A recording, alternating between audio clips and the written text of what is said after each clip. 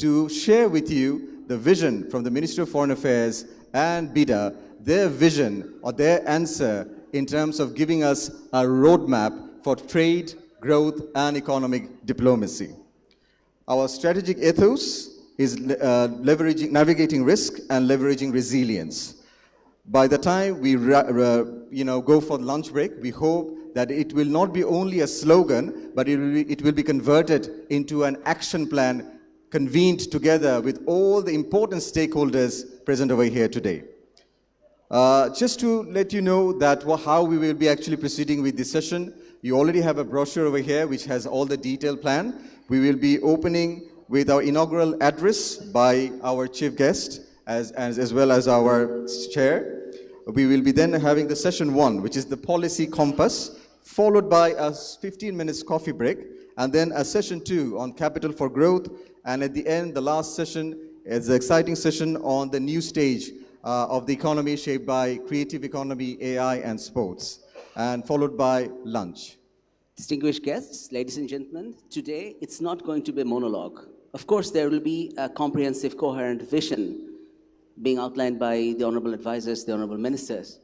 But we would also like to listen to you. So throughout the day, throughout the half of the day, you'll be asked again and again for a piece of your mind about how you see the country, how you see the economies, how you see the future unfolding, evolving, unraveling, emerging. We'd like to see your vision. We'd like to see a piece of your bird's eye view of how you'd like to see the future for Bangladesh, for your own country, for your own company, for your enterprise, for the chambers of commerce that you are representing. More than that, we'd like to document you as well. So our boys and girls will be taking your bites, and not only the video bites or the audio, but we'd also like to interview you one-on, so that your voice is heard, listened to, recorded, and if you'd allow, of course, put on our social media. But more than that, fits into the narrative epistemologies that we deal with, fits into the architecture of thoughts that we have. So with that, we take the privilege of welcoming the Honorable Foreign Minister of Bangladesh and the President-elect for the 81st UN General Assembly, Dr. Khalilur Rahman. Ladies and gentlemen, we give you Dr. Khalilur Rahman.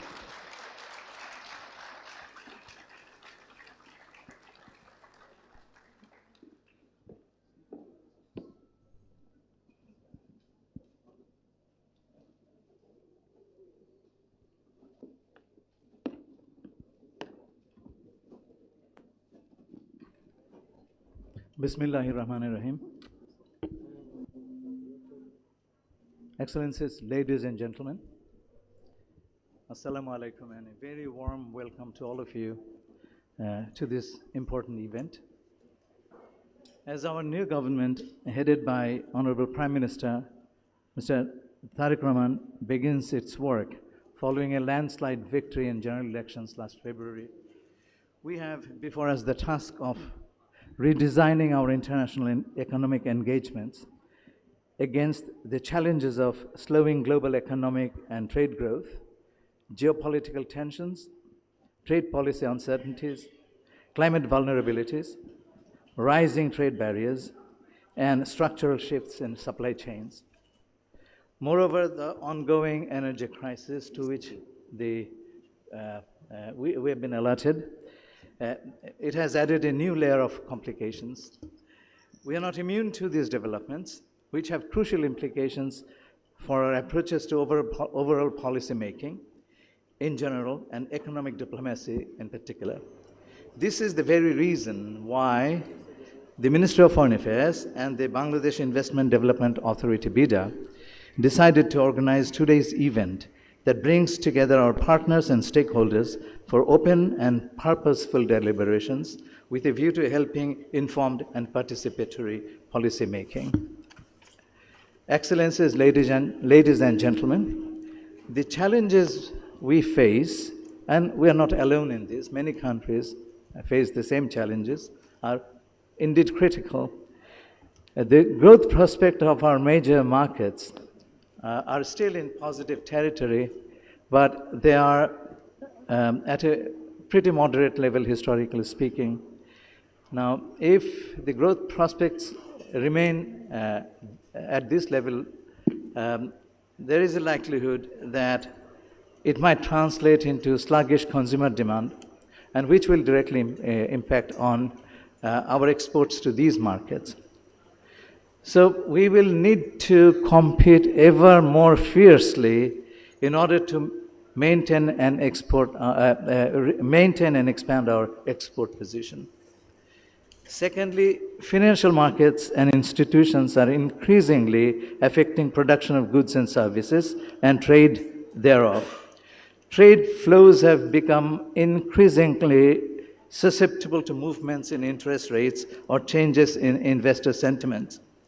Countries like Bangladesh find it harder to raise capital, pay significantly higher borrowing costs, and remain acutely vulnerable to swings in market sentiments. While advanced economies are able to borrow at a rate between 1 to 4%, countries like ours have to pay anywhere between 6 to 12% or even more. Thus, our access to affordable and secure financing remains significantly restricted. Like many other developing countries, Bangladesh remains acutely susceptible to factors such as currency volatility, shifts in risk-taking appetite, and financial volatility on which we have very little control. Thirdly, climate vulnerability has introduced another difficulty in access to finance. According to UNCTAD, which recently carried out an investment policy review of Bangladesh in Dhaka, some climate vulnerable countries are paying to an extra amount up to the tune of $20 billion annually in interest payment due to their climate risk. External debt and climate crisis are thereby becoming increasingly related. Fourthly, the ongoing energy crisis has already caused us to spend more on imported fuel. We are a net energy importing country. Increased fuel prices directly affect our cost of production and through that, competitiveness. By taking away critical funding that would have gone into development activities, we are likely to witness second-round effects of this reduction in fund availability in the years to come. The International Energy Association recently said that the scope of the current crisis could be even larger than the twin oil crisis we had seen in the 70s, 1974 oil embargo and 1979 Iranian Revolution. And it produced, those who are of my age would remember that all this produced a lost decade of development in 1980s. In our country, in our case, President Ziaur Rahman was visionary enough to help us dodge this bullet largely by shifting our focus on agricultural modernization, market liberalization, and laying the foundations of our ready-made garment sector, which is the largest, overwhelmingly largest export sector of our country. Finally, and very importantly, trade tech, which is the intersection of trade, investment, and technology, is fast defining the global economy and trade by making cross-border transactions faster and more efficient. Through the use of innovations like AI, blockchain, 5G technology, Internet of Things, and so on. These poses both a challenge as an opportunity, depending on how quickly and effectively we can take advantage of this fast-moving trade tech landscape. Excellencies, ladies and gentlemen, today faced with multifaceted challenges, our Prime Minister has also come up with a very clear vision to transform these into new opportunities with three key goals: stabilize, reform, and elevate.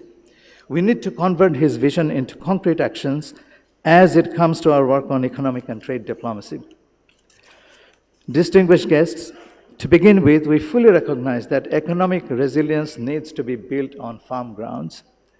Therefore, our immediate priority is to restore full confidence and trust. We want to assure our citizens, our local business community, and our international partners that Bangladesh is stable, predictable, and open for business. Our foreign policy will remain anchored in the foundational principle of friendship. To the esteemed ambassadors and high commissioners who are present at this event this morning, I have this to say to you. Bangladesh values your partnership deeply, as we have always done in the past, and more so today, as our economy is getting intertwined with your economies. We view our bilateral and multilateral relationships through the lens of mutual growth and shared prosperity. We are committed to being a reliable, neutral, and constructive actor on the global stage.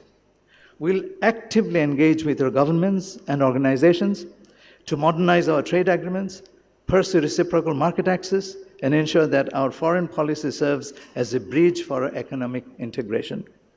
Our embassies and high commissions worldwide are being re-engineered to act as proactive facilitators for trade and investment. We are here to listen to your feedback, address your concerns, and safeguard your nation's economic interest in Bangladesh. For the business community,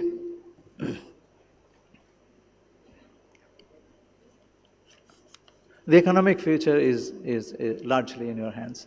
The way you shape it, we will move forward. To you, my message is very clear and very simple. You are the driving force of our economic progress. And this government stands fully ready to power your growth. Let me assure you today that our government is fully committed to implementing deep structural reforms to improve the ease of doing business. We do not see the local business community merely as taxpayers, but as our primary strategic partners. This is why engagement with you is critical to the success of our actions.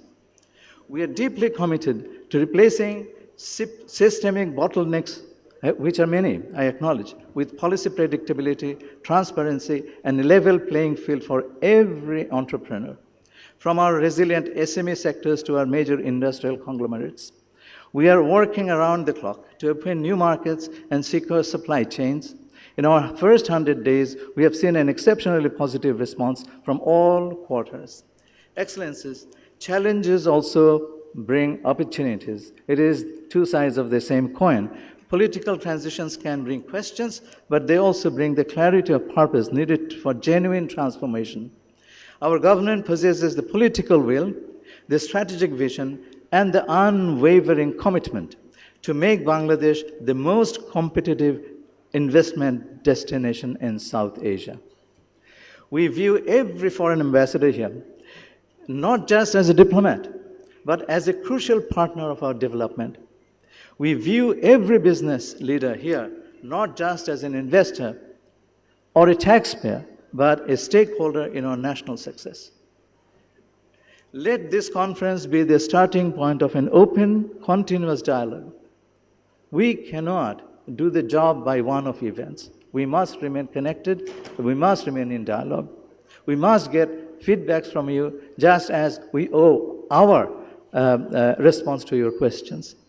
Measure us by our actions, hold us to our commitments, and work with us as we rebuild trust and unlock the true, vibrant potential of Bangladesh. Once again, I thank you all for your gracious presence here this morning. I wish this conference every success in paving the way for enduring partnerships and shared prosperity. I thank you all. Thank you.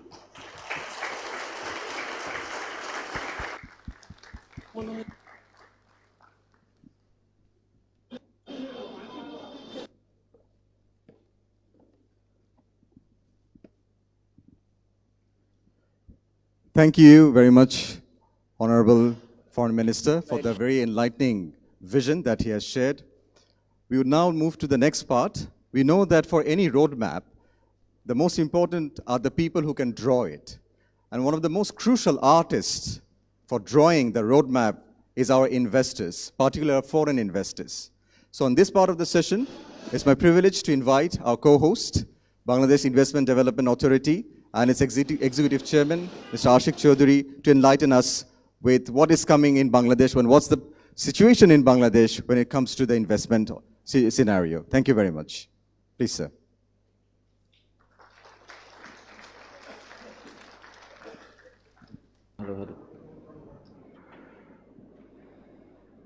Good morning, everyone.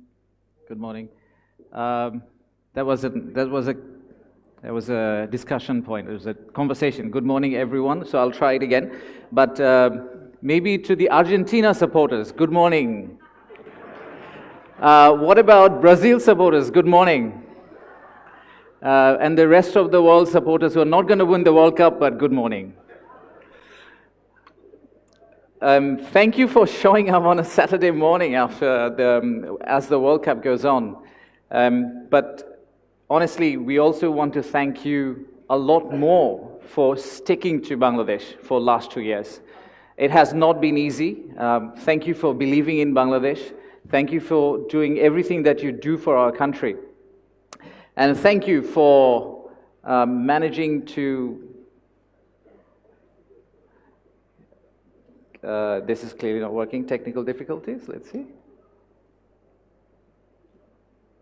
Right, so took a while to get to 500 billion, but we have gone to 500 billion, so congratulations, thank you for supporting us with that.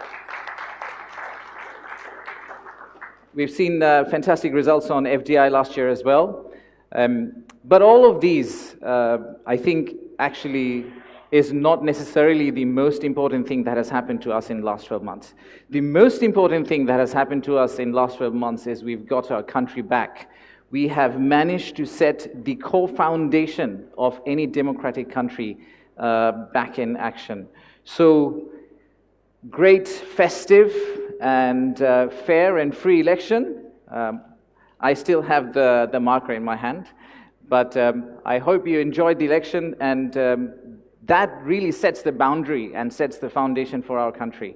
Remember, we've always talked about policy continuity and stability, which is probably the most important factor for any investor to invest in Bangladesh or any country in the world. But what works very well is when we have stability with accountability. And the election really gave us that mandate. The party that came to power with a very majority mandate not only comes in to power based on people's vote, but they know that there is a lot of expectation from the people who have voted them. And therefore, the goal has been set very specifically through the manifesto. As you probably know, that this election has put us on the right track in terms of the economic growth, which we believe that it needs to be done through an investment-led growth strategy. And the end outcome of this is not only the trillion-dollar economy, but more importantly, finding jobs for over 10 million people. Now, government cannot employ 10 million people, obviously. So who will employ it? You will. And we are here to enable that employment journey. We understand there are challenges. Every time I ask any of my friends in the community, they either say there's no gas, or they say, oh, the logistics don't work, or there's just too much regulatory issues going on. So what are we doing about it? I just want to share a few highlights of what we are trying to do while we set our course towards a long-term plan. So let's start with probably regulations.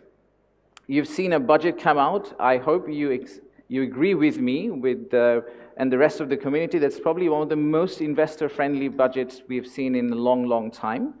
There are numerous cases of deregulation that has been put through the budget. But one of the highlights for me in the budget is that we have now promised to come up with a process where you can actually start constructing your factory within 14 days. Currently, the number is actually between 180 and 365 days, depending on which industry you operate in. Just to get the permits takes for any Bangladeshi businessman in Bangladesh about 180 to 365 days. We are trying to cut it down to only 14. We are merging a lot of government entities. We have a very fractional government, so you will see unification of a lot of agencies inside the government. We are trying to move from manual service or a parallel manual and digital service to a 100% digital service. So you'll see a lot of progress in Bangladesh. I know we have the ICT advisor later today. He will cover a lot more about how we are building the digital public infrastructure. And then finally, we are trying to do sector-specific interventions. A great example of that, actually, in the last 1.5 months is in the shrimp export industry. People who are in that industry will probably know that we've made significant changes to take shrimp back to where it belonged about 20 years ago. Now, regulation is fine, but I think the primary challenge that our investors face is probably on the energy side. And for us, it is critical. We understand that we are a manufacturer-based economy, and therefore, the only way we can excel is by making sure we have seamless support and availability of energy. So the strategy is very clear. On the power generation side, we will pivot back to solar through two things. One, we will be giving up all the unused government lands for industrial scale solar, and we'll be changing our rooftop policy so that it's much easier for the people like my father, for example, to actually implement solar panels on top of his building. On the supply side, for oil and gas, it has been a constant challenge. And if anything, as our foreign minister had mentioned, if we have learned anything from last 6 months, one thing we have to accept that we should diversify our source of energy. A team is actually out traveling at this moment, trying to do that. So you'll see a lot more communication on that from our side. On the other hand, we absolutely accept that we are probably 5 to 10 years behind in terms of energy infrastructure. So a big focus for this government in next 6 to 12 months is going to be to make sure the additional FSRU is on place, the land-based LNG terminal project kicks off, and also the ERL2 project takes shape. And then finally, logistics, which is my favorite topic. So I don't know if you have seen in about 3 days, I think about 3 days ago, World Bank came up with the global container port ranking, and we gracefully ranked 364th out of 400 ports in the world. That tells us our work is cut out, and we are a very proud nation, but we also have to be sometimes aware of the fact that how fast the globe is moving, and therefore it is absolutely critical for us to make sure that we have a global scale operator operating our ports so that we can compete with the rest of the world and allow our businesses to compete in the global platform. So we will do that in the next 6 to 12 months. You will see material change in logistics and port setup. You will hopefully see the Chinese economic zone coming up in Anwara, and also a potential free trade zone, which is being worked through at this moment. And then finally, which is probably one of our favorite topics, is the fact that the government has historically owned many businesses. We've always said, I think our finance minister talks about it, that we should not be doing business as government. We should be regulating, we should be enabling, we should be facilitating, and therefore we are trying to get out of the business of doing business. And we will be pushing out government state-owned entities which are potentially unused, loss-making. There are about 20 of them that we have listed down. We will be doing roadshows about them and potentially handing them over to private sector through a pure privatization or a public-private partnership model. Now, all of these are fantastic ideas, but the biggest challenge, I think you'll all agree, in our country is executing them. So one thing I hope that you see from this seminar, this forum, the participants of this forum, the participants that you will see on stage the rest of the day, that we are actually operating as one government. This is a big change for me, having lived through now, transitioned through 2 governments in the last 12 months. But I do think there is a genuine feel within the political outfit and inside the government that we cannot win unless we work as one team. And the one team is not only inside the government, but it's also the rest of the people in this room. We need to make sure that we work together. We work as Team Bangladesh.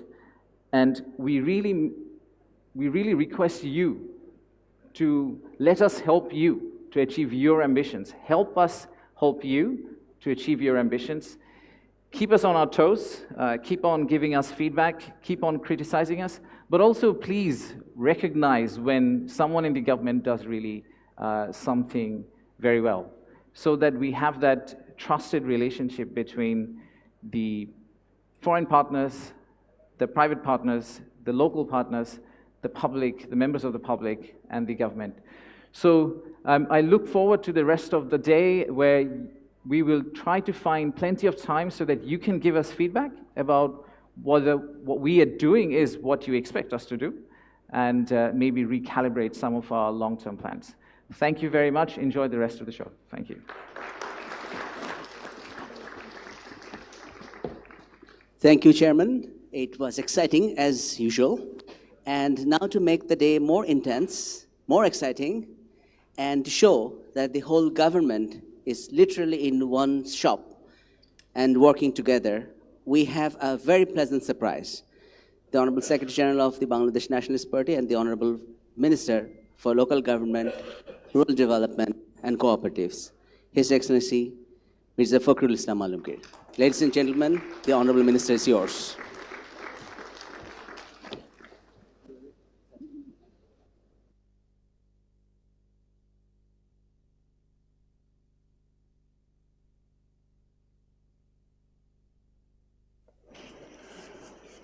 Bismillahirrahmanirrahim.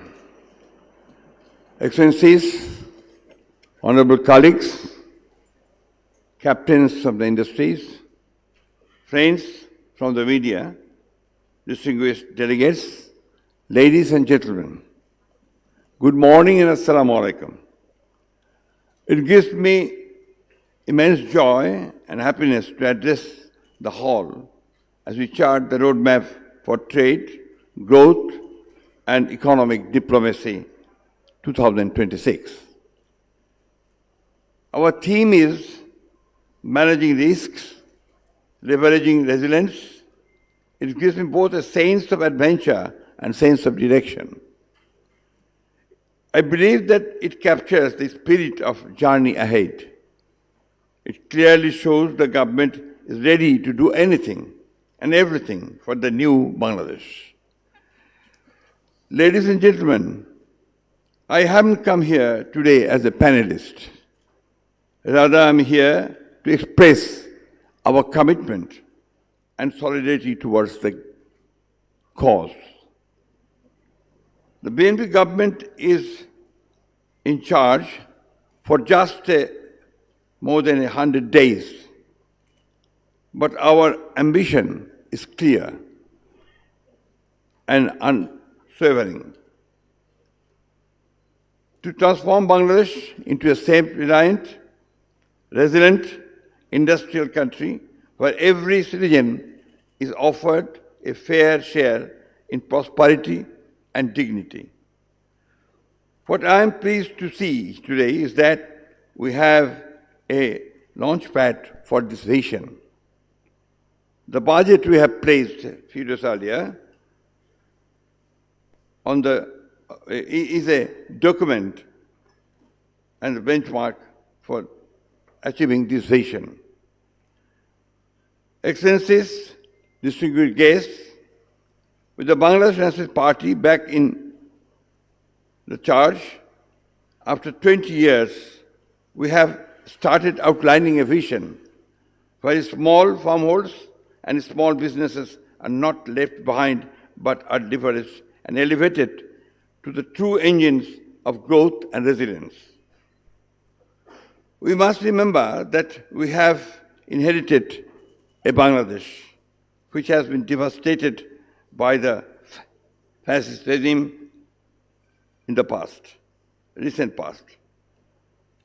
The democratic institutions as well as the economic institutions were totally destroyed to create an autocratic society and an oligarchic economy. Our farmers and workers, our expatriates, build the backbone of the economy. Our highly distributed assets, income and wealth ecosystems have helped to create a formidable market of considerable depth, breadth and width. We want to address all these stories and embrace all our potentials.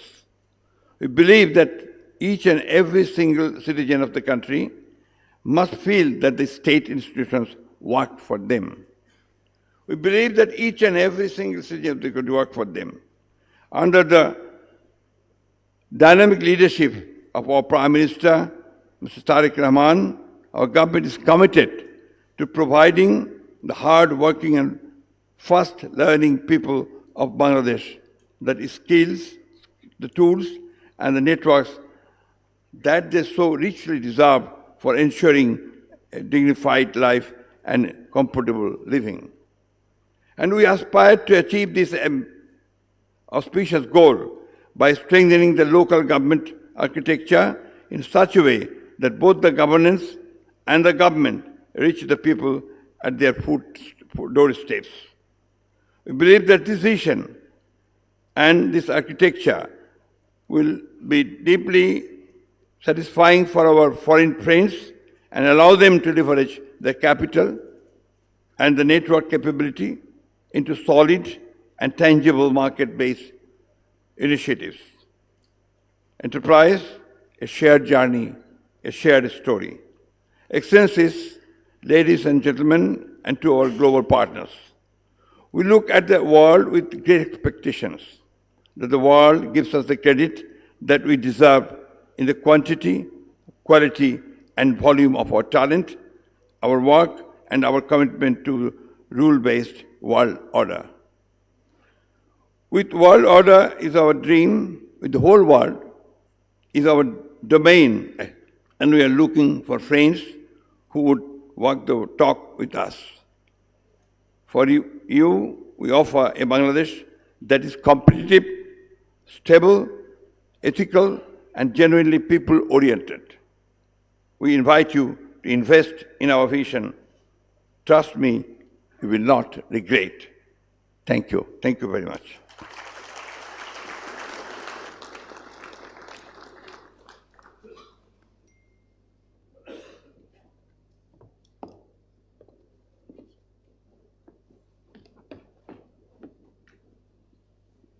Thank you, Honorable Minister.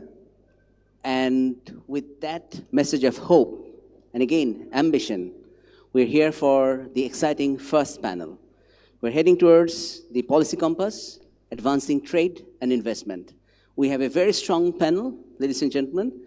We have Her Excellency, Ms. Shama Obaid, Honorable State Minister for Foreign Affairs, His Excellency, Mr. Humayun Kabir, Honorable Advisor to the Prime Minister for Foreign Affairs, Disaster Management, Relief, Aviation, and Civil Aviation and Tourism. We have the Honorable Advisor, Dr. Mahdi Amin, Honorable Advisor to the Prime Minister for Education, Expatriates Welfare, Labor, and Employment. This panel will be moderated by none other than the Foreign Secretary, Mr. Asad Alam Siam. So with that, we'd hand over the panel to the Foreign Secretary, and we'd request the honorable and distinguished panelists to come on stage.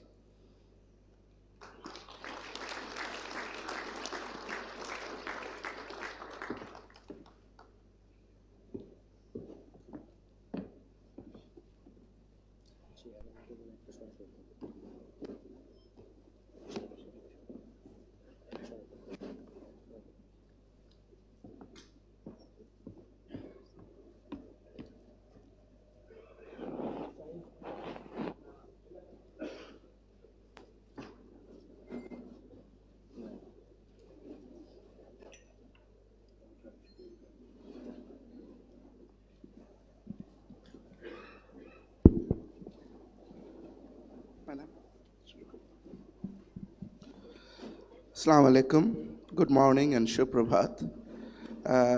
Let us begin the first panel and discussion of today's event. So I will begin in a very personalized way. When we were young diplomats in the diplomatic training institution in Bangladesh, which we call Foreign Service Academy, we are asked to review the books like The World is Flat or The End of History. But at the fag end of our career, we are rediscovering that world is not flat, it has potholes, or history hasn't ended yet. And what we were taught that the whole world is a global village, it's not that global, or numerous villages have missed the global growth. So, neither the peace is durable or sustainable at the face of the conflicts raging around the world, skirmishes flaring up around the world. So this is a new reality. And the recent wars in Ukraine or in the Middle East has faced us with three challenges: fertilizer, fuel, and food. The whole world is facing a tremendous onset of inflation, and the global growth seems very gloom. So this is a new reality, and here we are. So today's panel will be discussing how to position or reposition Bangladesh, its economy, and how to, in these new realities, new challenges, and how we can translate into these realities into our economic diplomacy plan and actions. But beside the words, we also have disruptive technologies. Many of the tech companies have bigger income than many of the GDPs of many of the small countries. And then there is nature, which poses us with climate change or even pandemic. So, Madam, Sir, thank you for joining us again. And in this new global scenario, which is in a kind of not so hopeful, how do we place ourselves in this situation from the Foreign Ministry? That we will be looking into it today with you. We have designed this discussion conversation into two rounds of question. I have a common question for all three of you for the first round, and then a supplementary questions. Then we will ask you another questions, and then in the end we'll open the floor for Q&A from the floor. So I'll begin with the Honorable State Minister. Madam, let me pose the first question, and which is a generic question and common for all three of our panelists today, distinguished panelists today. The first question would be, Madam, how do we position ourselves when the broader global trade regime is retracting? And what strength should we build on, and what weakness we need to rethink? Over to you, Madam.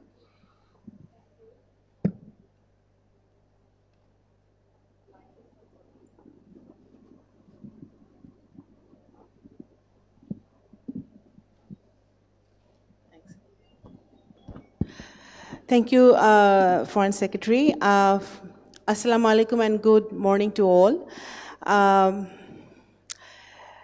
It is actually a remarkable event today because, as our Honorable Foreign Minister have rightly said in his welcoming remarks, his speech, that Bangladesh is now in a new era. And after a free and fair, credible election February 12th, I think Bangladesh is in a new journey where we are looking forward to a more open Bangladesh, where we are ready for investment, ready for business, ready for any kind of challenges that have brought to us. I would like to thank, on behalf of Foreign Ministry, all of you to be present in the early morning on a Saturday, on a weekend, to be a part of this event. It's important because a question may be asked. I mean, to answer your question, I would like to first say that one might ask that why we are having this event today. What is the reason behind it? What is the purpose? So when I started my work in the Foreign Ministry, I felt that Foreign Ministry is in many ways, or in every way, the eyes and ears of the government to rest of the world. So it is on our, our sole responsibility as a important part of the government that we actually talk to the investors, talk to our development partners, and try to understand their point of view, their problem, and also present the situation, the values, the commitment that Bangladesh government, the present Bangladesh government stands for. So that is what Foreign Ministry is doing. We are actually trying to build a bridge between the traders, the investors, our development partners, our friends, everybody that's present here, the trade bodies, the chambers, everybody have trying to build a bridge between you and our present government. Under the leadership of our Honorable Prime Minister Tariq Rahman, we have actually presented a budget day before yesterday. The budget actually reflects what Bangladesh is trying to do, Bangladesh government is trying to do. The budget is from the farmers to the content creators to the businessmen. The budget reflects more or less everybody's aspirations. That is the goal. It is an ambitious budget, but we feel that it's achievable if everybody in this room, we are united, and as our BIDA chairman have rightly said, if we work as a team Bangladesh, that is achievable. So actually, we are here to talk about our challenges, our crisis, because as soon as the government started its first day, we were faced with a Gulf War, which is still going on. And there are challenges, there are crises, there's energy challenges, there are economic challenges, and not to forget that we have taken over, we have inherited an economy that was destroyed over the last 17 years. So build up on that, to build up the confidence of our development partners, our investors. It is, I think, Foreign Ministry is one of the most number one priority. And we are committed to do that. Everybody I meet, every businessman, every investor I meet, I assured them that it is, Foreign Ministry is always open. We are ready to have I have already spoken to our BIDA chairman that BIDA and Foreign Ministry should always be united and working together to actually solve any problem, any crisis that our development partners and our investors are facing. So having said that, I would like to, Foreign Secretary, that I don't know if it answers your question, but that is, I mean, I'm a political worker, and I meet people from all walks of life every day. Even yesterday, I spent 1 hour with school children from my constituency who are so talented and who are so looking forward to a new Bangladesh. So when I talk to people, I feel that its government's, our Honorable Prime Minister is on the right track, and its present government's conviction, dedication towards building a new, prosperous and resilient Bangladesh. So that is what we feel that the Foreign Ministry has, that's what we have to do. Thank you. Thank you, Madam. I have a supplementary question on what you just said, actually. We all heard about the Bangladesh First policy, Madam. Could you please explain us how does Bangladesh First policy is translated into foreign economic diplomacy posture of Bangladesh? Bangladesh Nationalist Party have always had this foreign policy. President Ziaur Rahman, when he first, was in the government back in the late 70s and early 80s, that's the time actually he set the tone for Bangladesh foreign policy. Our Honorable Prime Minister Tariq Rahman have just took it forward and actually, put it in words. So Bangladesh First, as I always appreciate, our Foreign Minister always tells that it's not Bangladesh First, it's Bangladesh together with everyone. So of course, Bangladesh First means that our foreign policy is very clear. We want to proceed to strengthen our economic diplomacy, to strengthen our trade and growth. In the helm of our affairs, it will be the interest of Bangladeshi people. That is our sole priority. And keeping the interest of the people intact, we want to actually strengthen the friendship with all the development partners and the investors, all our friends all over the world. So that is very simple, keeping our dignity, our respect intact. So that is our foreign policy. And I feel that every country, every ambassador present here, representing their countries, will, I think, share the same sentiment, same values, same emotion, that we need to take care of our people, and that if we have that emotion, that strength, that positioning in our mind, I think that sets the tone for our foreign policy going forward. Thank you. Thank you, Madam. Now I would move to His Excellency Mr. Humayun Kabir, the Honorable Advisor to the Honorable Prime Minister on Foreign Affairs. Sir, I will ask the common question first and then a supplementary question. So the common question is, as you heard already, how in a period of uncertainty, where uncertainty is only certain, and where the global trade is retracting,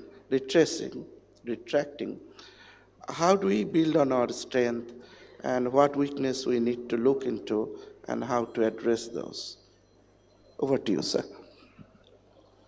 Thank you, Foreign Secretary. Bismillahirrahmanirrahim.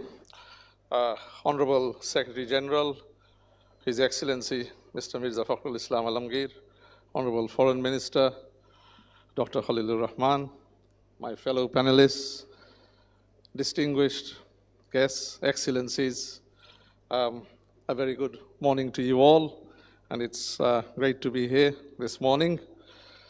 First and foremost, at the outset, what I would like to say is a brief line on the budget placed before Parliament yesterday, is that the government led by the Honorable Prime Minister, Mr. Tariq Rahman, a government that has been elected by a two-thirds majority of the people of Bangladesh, yesterday placed a budget to get Bangladesh moving and unleash the potential of every Bangladeshi, inshallah, to get the economic engine of this country going again and give it a good kickstart. As my colleague, the chairman of BIDA, Ashik Chaudhry, said, it is perhaps for many years the most investment-friendly budget in the country's history.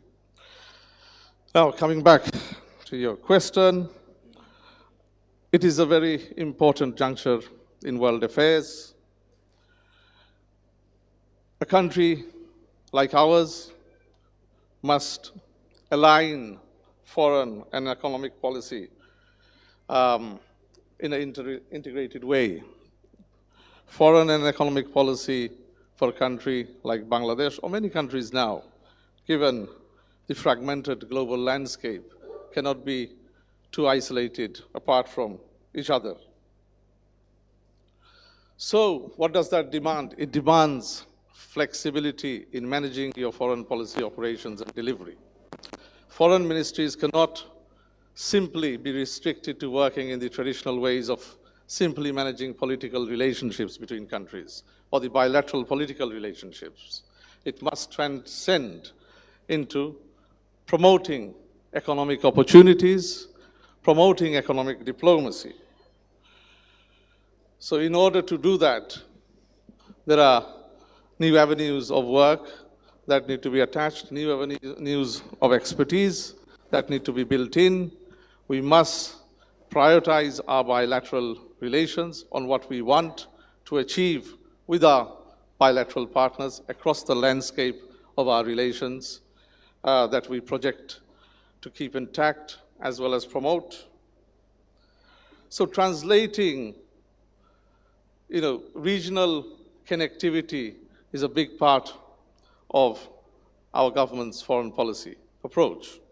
However, we must be capable, we must have competencies built in to translate this regional cooperation and connectivity into tangible trade agreements. Therefore, in terms of working in government, the foreign ministry must be an institutional coordination point. It must transform into an institutional coordination point in working in a joined up way with other ministries. So be it internally commerce, the Bangladesh Investment Authority, the Prime Minister's Office, there must be close joint up cooperation. Fragmentation in policy in such areas, sort of in the past, has let down the country's visibility and generally let down the people of this country because policy was not coherent. It was incoherent. So we need to build in coherent foreign and economic policies. There must be an integral joined-up approach applied from the government, right from the top of the government machinery. And we are doing this, and we've started doing this from day one. Foreign policy must be made attractive and conducive to foreign investment. When we say Bangladesh first, we do not mean Bangladesh and nobody else.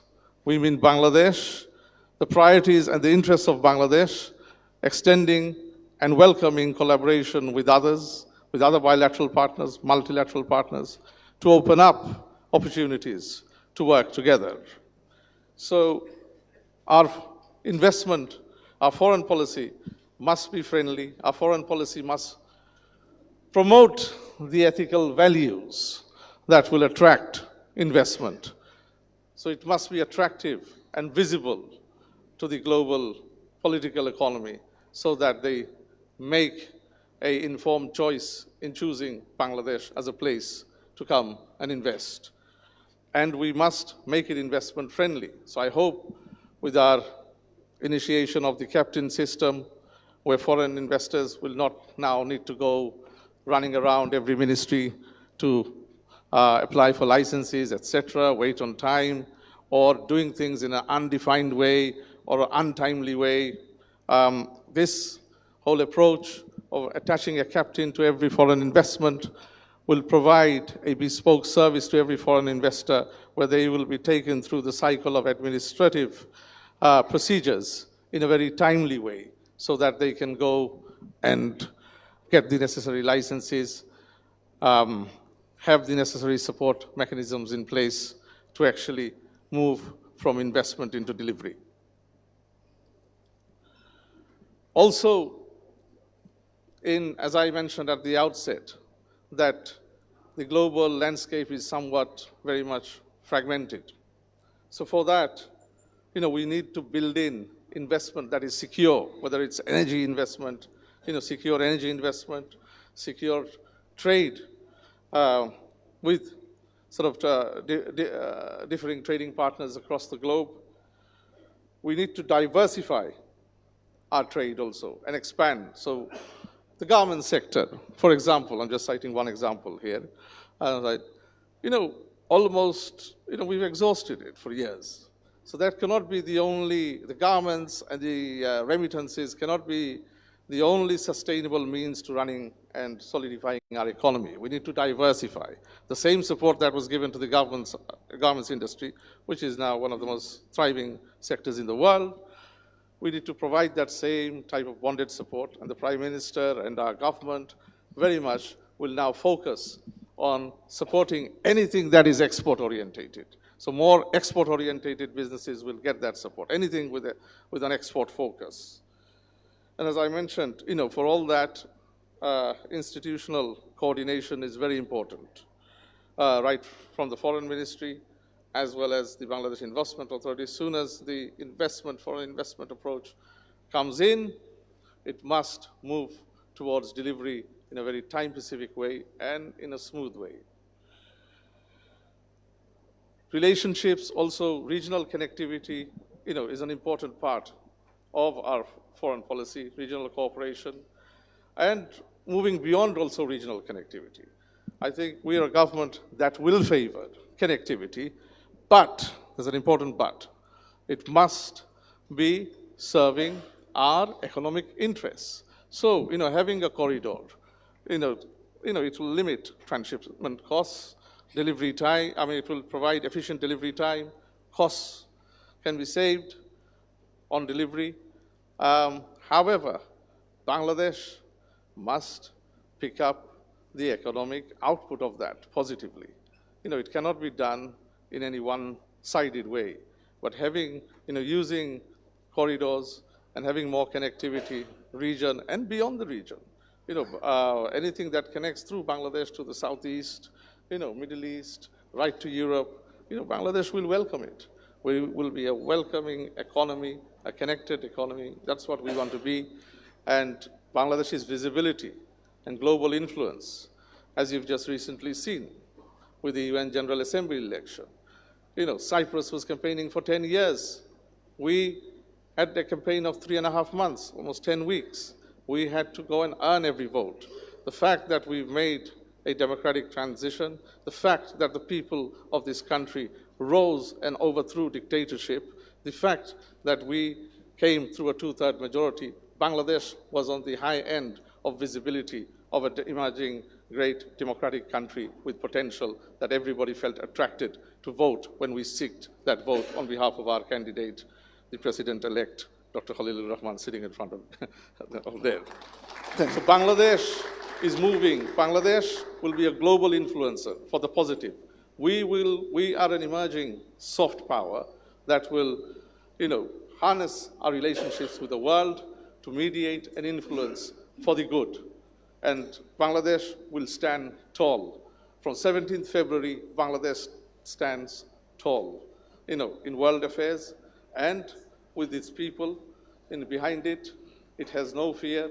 It is a country that will go, and fulfill its potential in every avenue. Thank you. Thank you, sir. Sir, you have spoken about the flexibility of interministerial operation. So you have also spoken about to go beyond the classical foreign policy tools and all this. But sir, the world is challenging in the sense that every economy, every country is aspiring to get a chunk of the global investment flowing. Every country is trying to get a chunk of global export going to different destinations. How do we remain visible? How do we remain competitive vis-a-vis other economies and other countries? Well, that's why I said foreign policy must have an ethical attraction. People must be attracted to you with something. You must promote certain values that you bring attraction to. So you can, one, never move away from the democratic process. That is very important. The people of this country, as well as those who intend to do things, do it freely and openly. So these values must always be promoted too. Bangladesh has one of the largest youth populations in the world. What does it tell you? Shall we have a policy that looks backwards? No, we must have policies that look forward. So if we can make forward-looking policies, this country's attraction is of high value. Young people, talented young people. We have one of, it's one of the largest, freelancing hubs. People are sitting, in desktops doing very innovative, creative things in their own homes, from their own homes, in a very flexible way. So the potential of young people in this country is immense. So that must be advertised to the world, marketed to the world, and, we should talk about it with pride. You're looking at, potential growth sectors. Bangladesh still remains a fertile ground, actually, for a good return on investment. You will not get returns on investment as you do in Bangladesh, in other places in the world. So these are key sort of indicators. We have people, population. Some of you in this hall may think it's a hindrance, but it's one of the biggest assets perhaps Bangladesh has in a world that we see volatile, a world that is fragmented, in a world where, more armed forces are required, in a world where more, emergency assistance is required. Population, is becoming a big asset itself. So if we can mobilize this as a resource, as something positive, as something skilled in some areas, this is a big resource base that the world will be attracted to. So we got to know what we are good at, we got to know what we have, and then project it positively across the world. we have many things that many others don't have. It is just simple as that. And, we are good enough to be a competitive environment for investment, then in terms of, and challenge for investment to come to Bangladesh, in terms of, we would say, I'd say Bangladesh is will be a top competitor. Thank And you, we sir. will sort our traffic out soon as well. Thank you, sir. Let me move to His Excellency Mr. Mahdi Amin, Honorable Advisor to the Honorable Prime Minister on the issues of education, employment, and migration. Sir, I will rephrase the common question again. I mean, is free trade is under challenge? Is a free market economy under challenge with so much of fragmentation, so much of new tariff walls coming in?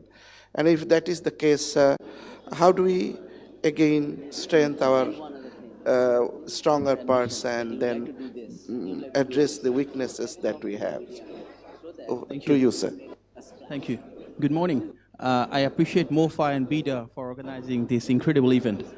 Thank you very much, Excellencies, our development partners, friends from various stakeholder communities for being here on a weekend morning. Thanks for joining us.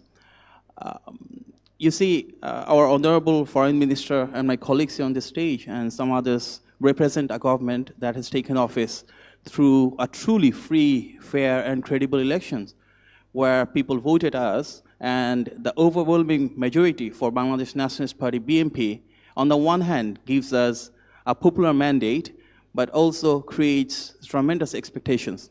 The expectations is to deliver the election manifesto, the electoral pledges that our Honorable Prime Minister placed in front of people during the pre-election campaign. If you see, over the last 4 months, we have made every effort to ensure that our electoral pledges are transpired into policies, and then those are enacted through the parliament wherever possible, or through different interministerial collaboration to make sure we are in a position to ensure the much needed transparency, accountability in the government. The fairness, equality, and justice that had long been missing in the governance system, our Honorable Prime Minister has instructed all the stakeholders within the government to ensure that those return. Also, the election manifesto, that is the cornerstone of how the country is run today. We saw the budget yesterday, day before yesterday, and there was a press conference yesterday. The media was there with the highest level of accountability, where there were questions about every step that we have taken. The foundation of every step that we have taken is indeed our election manifesto, and that manifesto says that we want to build a Bangladesh where the essence of democracy will be preserved. We want a Bangladesh where every Bangladeshi will enjoy the same rights, the same freedoms, on the values of a rules-based society where we will restore the rule of law, the freedom of expression, and human rights for every Bangladeshi, irrespective of their ideology, religion, position. Towards that journey, we want to work together. We want to ensure that the country thrives with inclusive development. A country where in education, in healthcare, we are investing the highest amount of money from our budget. You see the onus on the private sector through a budget that's pro-business, that's pro-investment, and that's prioritizing employment generation. Because our Honorable Prime Minister believes, as the government, our job is to ensure that we create the policy framework. We facilitate the private sector, the NGO, and the development partners to play their role and ensure that we achieve the ultimate goal, which is the empowerment and integration of all the communities in Bangladesh's development. We recognize the value of the youth and the women, the two most important segmentation of the society, and we are making every policy to ensure their empowerment, to ensure their development within the community, that they flourish. But as a government, any policy that we make, it's difficult to do it in isolation. The job of the private sector, the development partners, are much more important when it comes to execution. And that is the reason why we are focusing on privatization, public-private partnership wherever possible, and the budget itself reflects a highest degree of deregulation and liberal economic policies. For instance, for foreign investors, we've already announced easier policies up to 100 crore profit repatriation that goes by, and which was a major problem from the international investors. We are giving 1.5% incentive on any FDI that comes in, and there is regulatory intervention so that our investors can enjoy a streamlined process where the government will come up with more transparent and more meticulous procedure right from company registration to the operationalization. In education sector, we understand that there is a lot to learn from the global best practices from our development partners from other countries. And that is the very reason why we are focusing on technical and vocational education. We are focusing on third language to make sure that our students become global citizens from here. Even for healthcare, we are focusing on global best practices and pushing for public-private partnership wherever possible. If you go by every sector, whether for infrastructure, agriculture, or any other sector, it's focusing on a degree of decentralization. We understand that there is a wide variety of procedure that we can do for different policy executions, but we must ensure that there is that international connectivity when it comes to the on-the-ground execution of the policies that we are talking about. We understand that the policy of the BMP has always been to have those people-driven, pro-people policy making. And when it comes to the international aspect, as a foreign secretary is saying, there are many things which comes to Bangladesh despite there is no direct relation of the country itself. For instance, we saw how the fuel price went up globally. But we, as the government, ensured that both the supply of the fuel and also the price remained stable compared to many other economies. And that is how the country should go forward, ensuring that the expectations and the interest of the people are served when we do our domestic policy making, and it's also reflected when we go on bilateral and multilateral level with our global partners. We want to forge a relation where the focus on any international connectivity will be on trade and investment, more employment generation, and we'd love to have relations, those will expand in education, in healthcare, in culture, in sports, and every soft side where there will be more connectivity, more people-to-people ties. We want to forge connectivity based on reciprocal trust, on mutual benefit, and a transparent process where the interests of both Bangladesh and any other country will be preserved in the same way. And that reciprocal benefit and ties will also ensure that our people have deep-rooted connections across the communities all over the world. So as we move forward in an increasingly globally connected world, we deeply value the role that our international partners are playing, and also as responsible stakeholder on bilateral and multilateral level, will do the very best of our ability to act upon that. Thank you. Thank you, sir. You spoke about connectivity, then people-to-people interaction, connection, and these are actually strength. To that extent, sir, you are also looking after the migration aspect and advising the Honorable Prime Minister on that. Migrated workers, bridge to connect the destination and originating countries and people as well, sir. How do we then improve the migration system, bring in more transparency and quality into it? So what's the plan from the policy-making circle on that, sir? Thank you.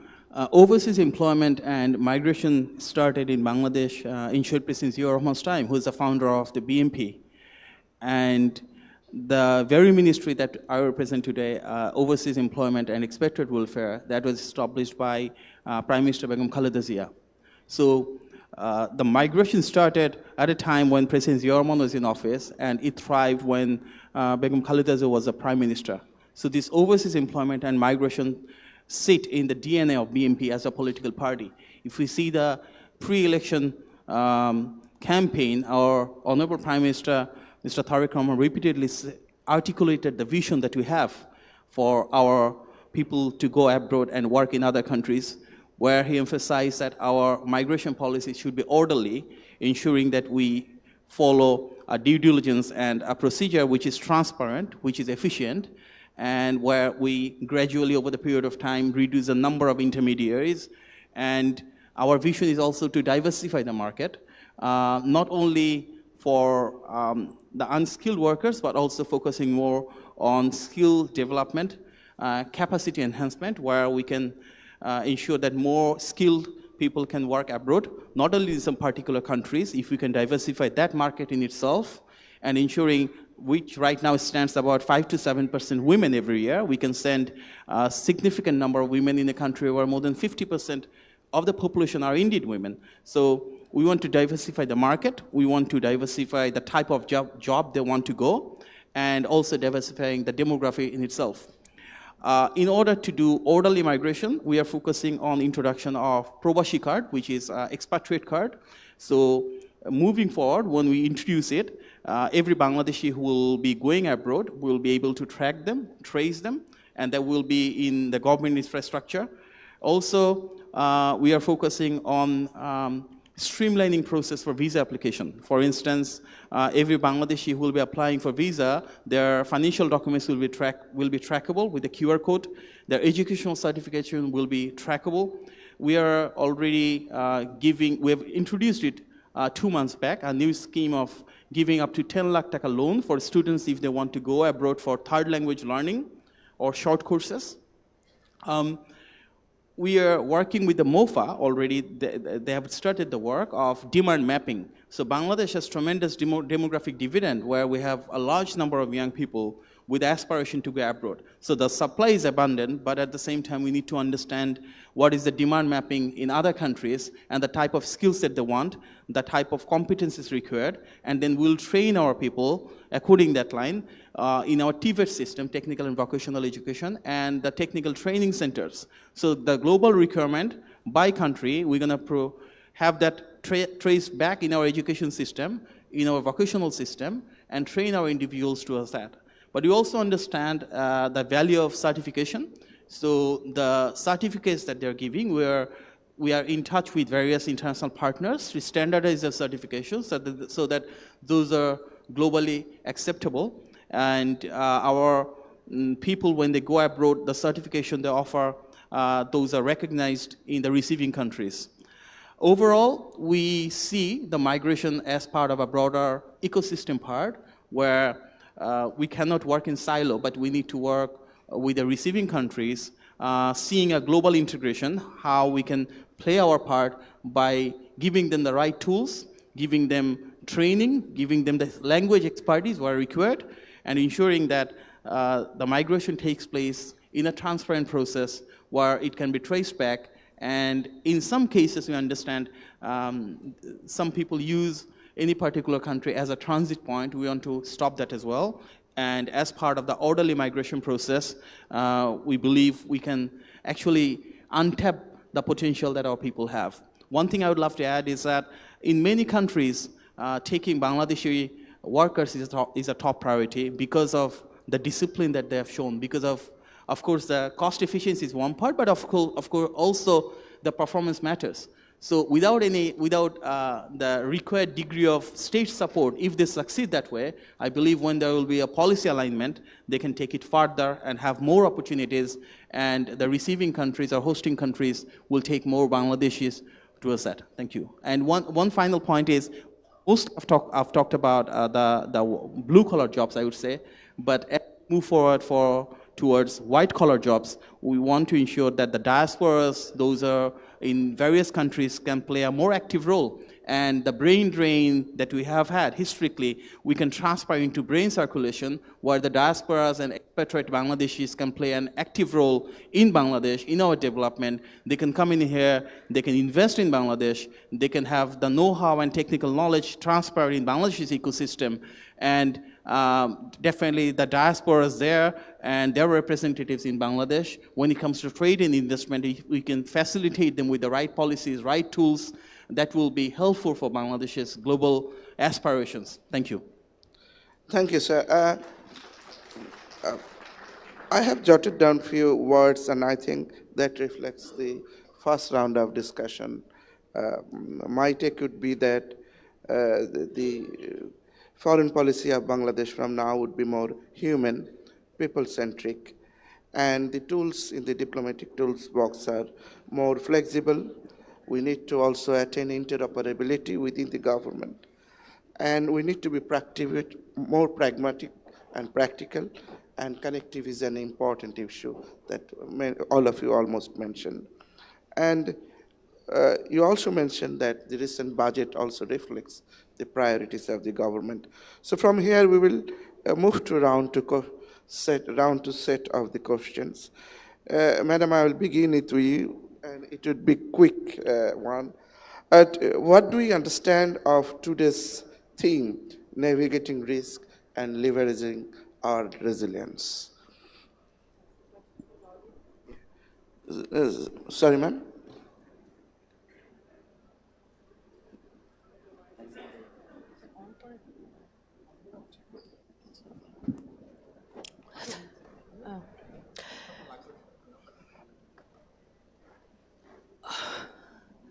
The significance of this today's event, I want to emphasize when answering your question, is that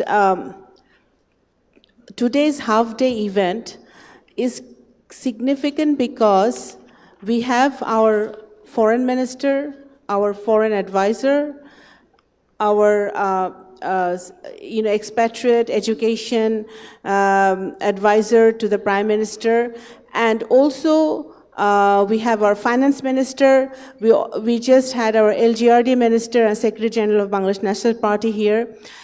We have ICT advisor coming and other advisors from the government in this event today. That means that we are actually unitedly, the government is united and committed towards the economic diplomacy in spite of the challenges and risks we have now. We have global challenges now. We have risks that we admit that we have risks, we have challenges. We have to maneuver through those challenges. We have energy challenge, we have economic challenge, but how do we go forward in spite of that? So that is the commitment today that we are actually delivering, that the government is united, every ministry, every aspect, every sector of this government, I think under the leadership of our Prime Minister is united to be more humane, to care. Because we want to send out a message today that the government cares, that we care about our farmers, we care about our teachers, we care about our doctors, we care about our expats, we care about every businessman in this room and outside of this room who is trying to make a living, trying to run their industry, trying to pay every month they're trying to pay their labor, so that we care about every single person in Bangladesh who is trying to help the economy, to boost the economy. So that is the message we are trying to give today, and we will actually, if the government is united and we get the help of the people who are present here, I think we can maneuver through the risks that we have. Thank you. Thank you, Madam. Now I move to Mr. Humayun Kabir. Sir, your jurisdictions also include tourism and civil aviation. So that also includes connectivity, which you have spoken about. So how do we see these two instruments, tourism and connectivity, within the diplomatic process and diplomatic activities? Thank you.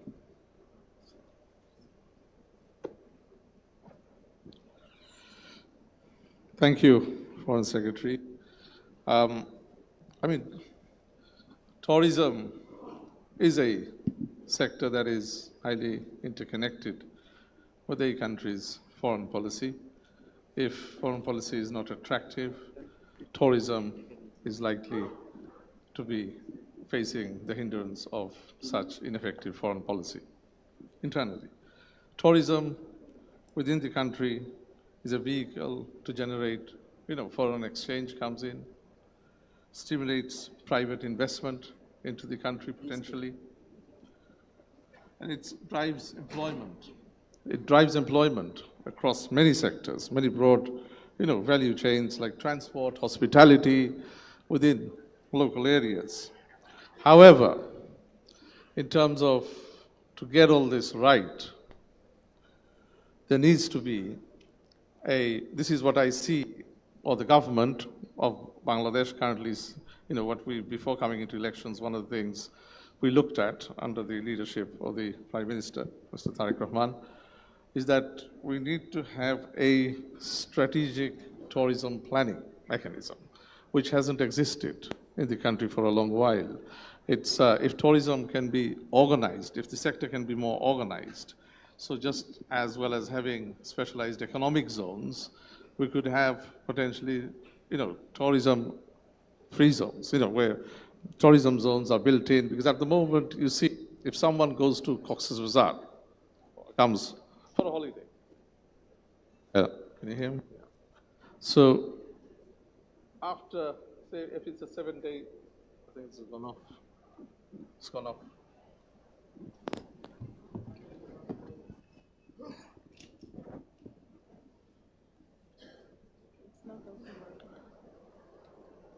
Yeah, I think this one's okay. So if someone, we got to make Bangladesh an attractive tourism location where people come in and potentially on a 7-day package, they have things to do. So if someone goes to Cox's Bazar, after the 3rd day, they cannot be bored. That they don't, there's no, I've been to the beach, stayed in a nice hotel, had some good seafood, and then I'm thinking what I do next. So having zones, creating tourism zones, and foreign investment, significant foreign investment interest is there, from the Middle East, from other avenues and locations around the world. There is serious interest, investment interest in that area, in the tourism sector. But, we need to have strategic planning, and we need to sort of integrate that within our foreign policy. It cannot be placed outside of it.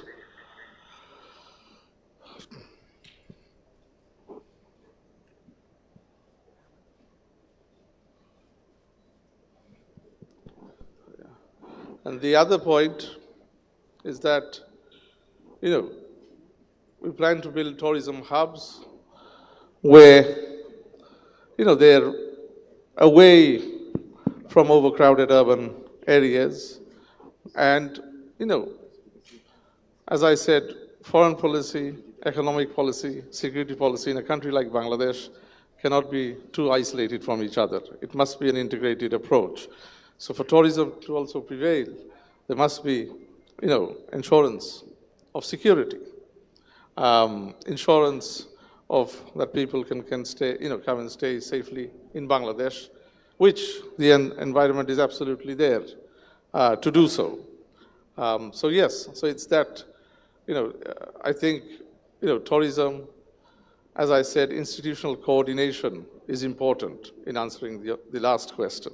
And tourism is a strong part of, foreign policy delivery, where institutional coordination and joined up way of working to build a tourism sector fit for purpose that, that gives and generates, millions for Bangladesh.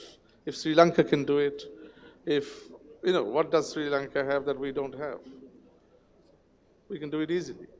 So it's just we need to get organized, which, this government intends to do, and we will make and market Bangladesh as a great place to come and visit and stay and enjoy, yes, for people from all walks of life, from all over the world.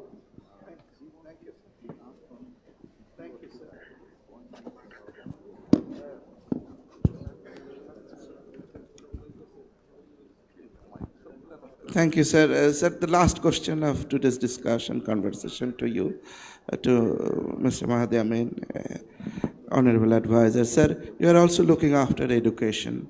So do you see a disconnect between the skill requirement in the industry and the education that our institutions provide in the face of investment that we are asking from the global investors, sir? Thank you.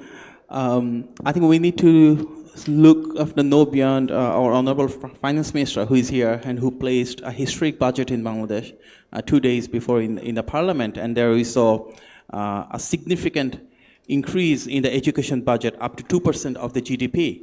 So that investment, I understand, is not for the infrastructure, but for the human resource development. We want to create a next generation of potential employees and entrepreneurs equipped with the right skill set and technicalities to shine in their chosen area.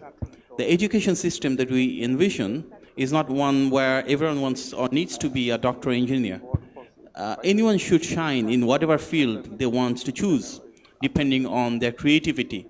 And we want to create an innovative education system where we're going to give the platform, the opportunity for every individual to succeed in their chosen field of excellence. That is the very reason why we're transforming an education system with the ethos of new slogan that we have, a learning with happiness culture, where we are giving them exposure to third language with renewed focus on extracurricular activities, for instance, sports, culture, Rover Scout, BNCC, Girls Guide, things like those.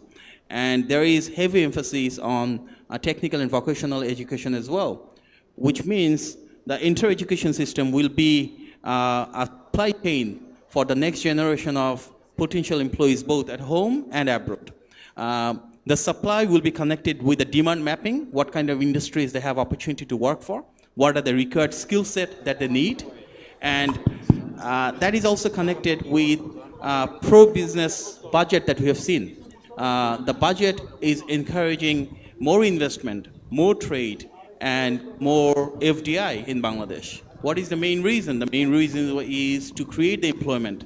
To manufacturing and production, we want to ensure that in TVET and TTC, we are preparing our workers to have more efficiency, to have global benchmarking when it comes to their productivity. And for white-collar jobs, gonna make sure that our universities have more industry collaboration.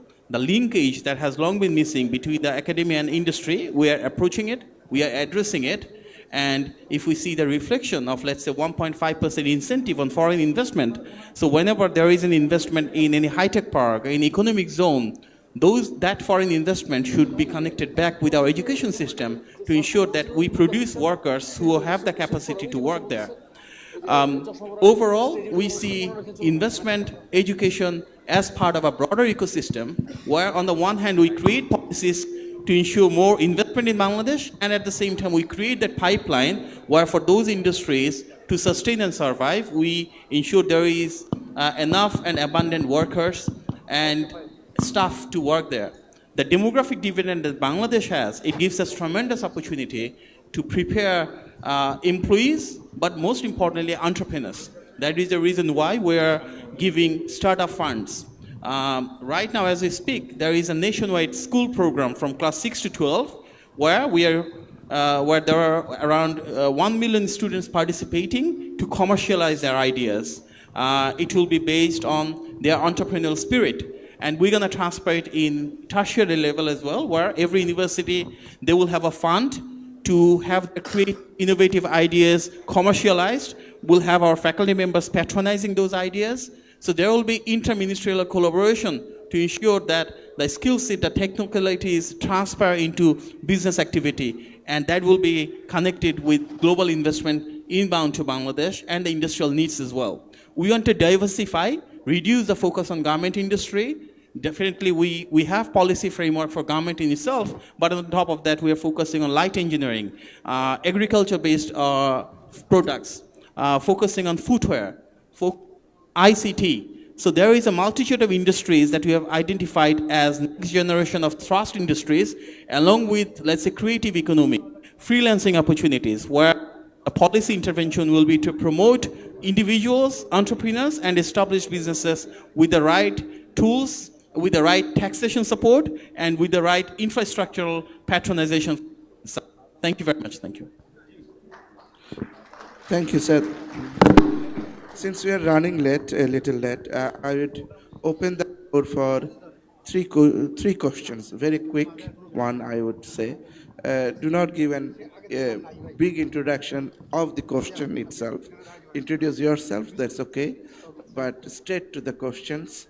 Three precise questions. I have one gentleman here with the blue badge, please.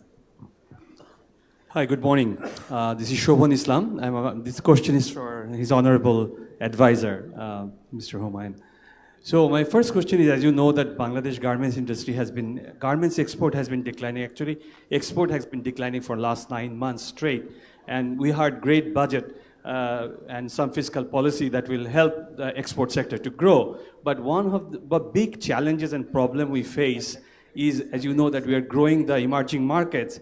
And our neighbor, you talked about regional connectivity and regional relationship. Our neighbor, we used to have about close to a $1 billion export to our neighbor India.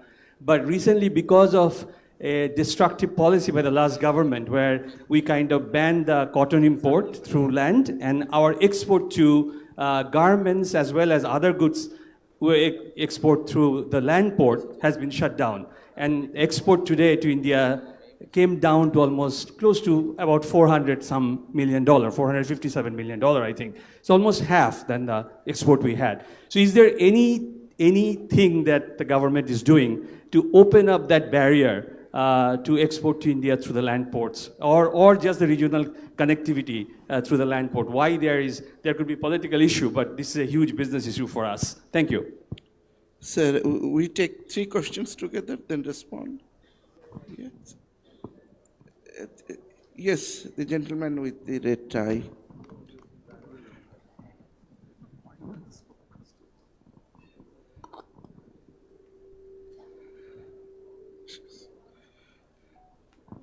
Yes, thank you. This is Tanvir Mohammad Dipu, a small business leader of Bangladesh and also the member of highest private sector chamber, FBCCI. First of all, we congratulate our foreign minister, recently elected the chairman of General Assembly. Thank you. My question to Mr. Humayun Kabir. Can you ask a different question? Our Prime Minister last Thursday announced those who bring the foreign investment to Bangladesh, state will give them 1.5% commission. I want to tell you and ask that question. Would you please to give us the details clarification? How can you pay this payment? Thank you.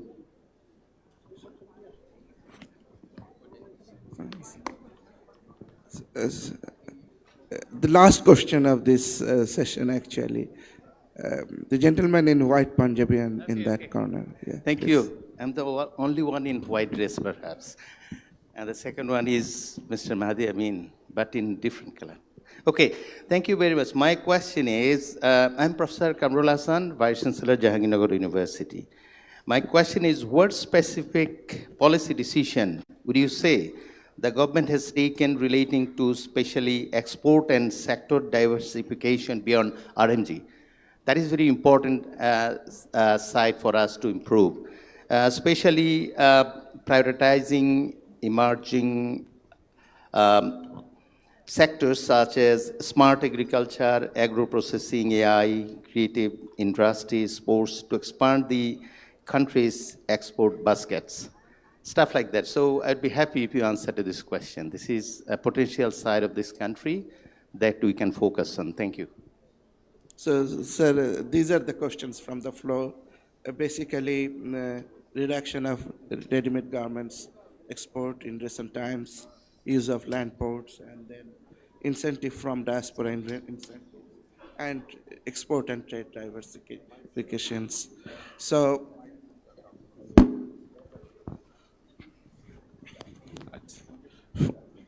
for the investment related questions, I think you have the man of the moment in front of us, the politician, the Honorable Finance Minister, Mr. Amir Khosrow Mahmood Chaudhry, His Excellency. So I think he will address you very shortly. And in terms of, I think it will be befitting for the event also for you to hear the economic and investment side from our Honorable Finance Minister. So I don't want to be a hindrance or a spoiler in any way, sort of what he has to unveil in front of you. So I would leave it to our distinguished Finance Minister to address that. Now, coming to the question of India, I think it was your question. You see, it is the norms of diplomacy, and every uttering that I've made on behalf of the Prime Minister and the government of our government, that we want cooperation with India, but it must be based on mutual respect. There are challenges, and there have been a tremendous deficit in the relationship that we've picked up from the last 15 years. It was one way, and it was not done with the interests of the people of Bangladesh in mind. So we are positive, given the recent visit that I was part of with the Honorable Foreign Minister to Delhi, as well as other meetings that we've had leading up to the elections, post-elections, in terms of if the mindset of the leadership of both countries are committed, and that's what we conveyed also, that to move forward and progress, we can do that. It can be achievable. Of course, there are challenges. There are always challenges. When you have a terrorist that has fled from Bangladesh, killing 1,500 people, and to date with no remorse, and trying to destabilize the country from over there, of course there are challenges. They're doing, attempting from Indian sovereign soil. So, India has challenges. There are challenges that we also need to look at how we overcome them and how we work. So the reset must realize that Sheikh Hasina and Awami League doesn't exist in today's Bangladesh. And, it's a clean break from the past. And it is the norm of diplomacy to regularize working relationships within your neighborhood. And our government intends to do that. We've made a visit. We expect visits to Dhaka, and either way, we will build the visibility of a working relationship with India. We intend to do that, but the environment must be conducive in sort of accommodating this approach also from Bangladesh. So yes, let's see. Time will tell. Positive gestures are there from both sides. Of course, as I said, there will be challenges, but besides those challenges, there are other, in terms of bilateral avenue work that can be progressed, and we should normalize a good working relationship with India.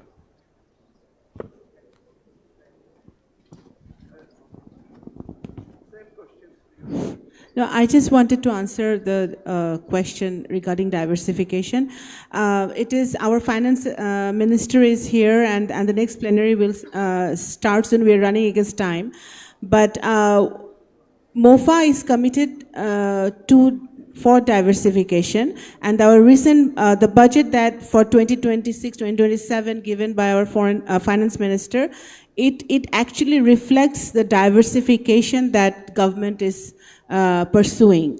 So it is, we have RMG, but we have leather, we have pharmaceuticals, we have ceramics, we have IT, technology. So these are the areas that we are looking into diversify our agriculture, agro-based products, definitely. And MOFA is seriously working towards finding, actually, resourcing new markets, actually facilitating, helping the other ministries, Commerce Ministry and other ministries, so that we can actually diversify. The whole idea is to strengthen and our present sources and also find new sources so that we can strengthen our economy and reflect, and our budget, when we are trying to implement our this ambitious budget, diversification is the sole key, and we are driving towards that. Thank you. No, thank you. When we saw the Honorable Finance Minister placing the proposed budget in the Parliament, we saw there is heavy emphasis on democratization of the economy and deregulation, the two hallmarks of this historic budget, which is very visionary in a sense that it's, for the first time, in a way, creating a level playing field across the industries. One example could be the bonded facility, which has played an instrumental role in the growth of garment industry, and now the bonded facility will be applied to all 100% export-oriented industries. It could be any industry beyond RMG, whether it's footwear, leather, agro-based industries, or food product. It could be light engineering, it could be IT. What it means is for any new industry to set up and go for 100% export, every raw materials they're going to import, that will be duty-free.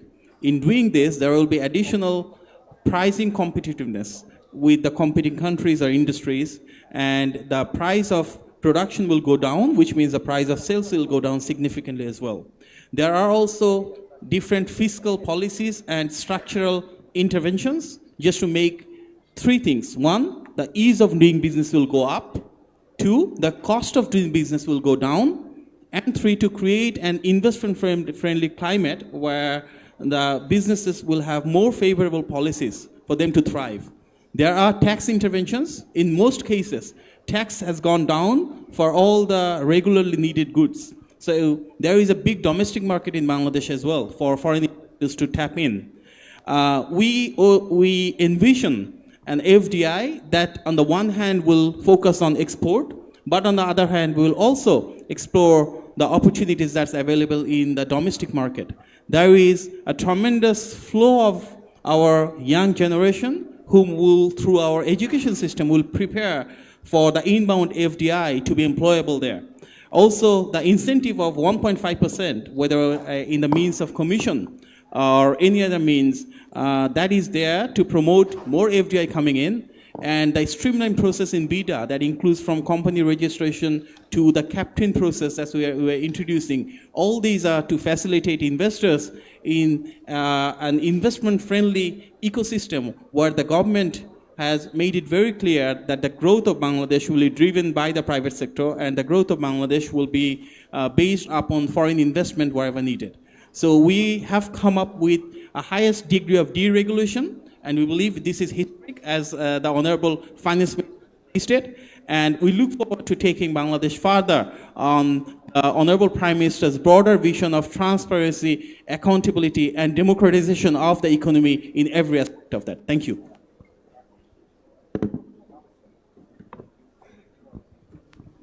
Thank you, madam. Thank you, sir.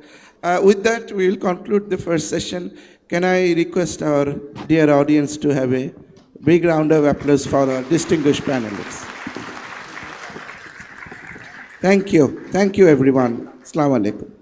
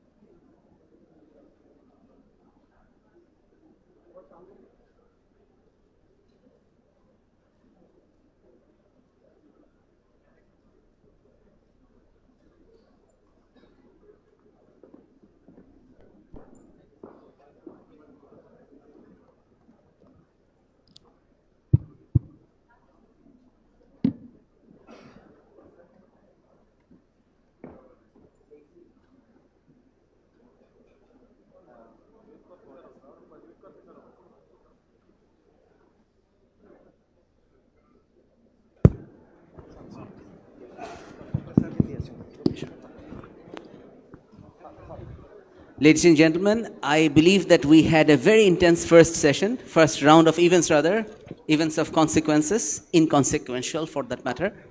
Now, the thing is, we're not going to give you a coffee break for obvious reasons. We'll do one thing. We'll go with the second session right now, the second plenary. The Honorable Finance Minister is here. The second session plenary members are also here. The Honorable Member of Parliament, Zahra Tadib. Our moderator is here. The Honorable Chamber of the NBR Chairman is also here. So what we'll do is that we'll go for the session right now. Just a small announcement that we are shifting the coffee break after this session too, please. So may I request all of us to please kindly take the seats again. Ladies and gentlemen, may we request that you kindly take the seats again. We'll have our desired coffee break within an hour for sure. But in between, we'd like to request the Honorable Finance Minister, the Honorable Member of Parliament, Ms. Zahra Tadib, and the Chairman NBR to come on stage.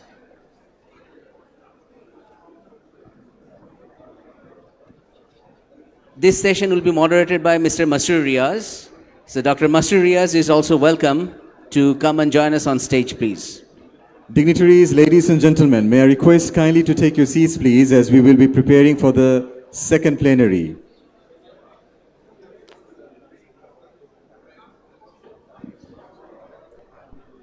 Ladies and gentlemen, I can assure you that you'd be even more engaged in the third plenary. So please bear with us that we are not giving you the coffee break. Not yet.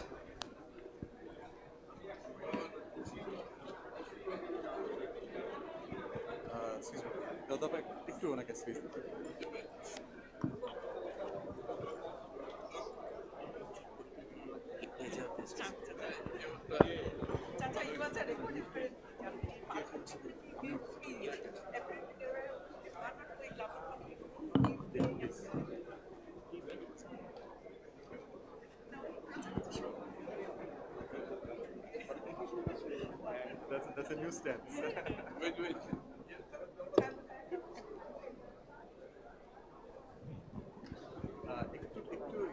I think একটু ছবির নিচে বসলে হয়তো একটু সুবিধা হবে।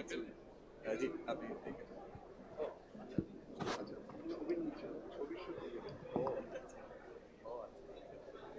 আপনারটা একটু ওইদিকে হয়ে গেছে সমস্যা। But you are no. Your picture is not in it. Honorable Finance Minister, that's চাচা ঘুম হয়েছে আপনার গত 2-3 দিন ঘুম হয়েছে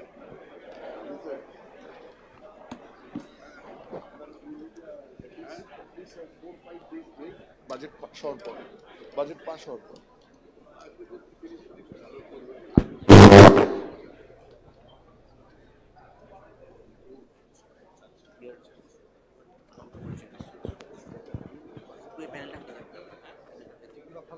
Ladies and gentlemen, requesting to kindly take your seats, please, as we will be starting our session 2.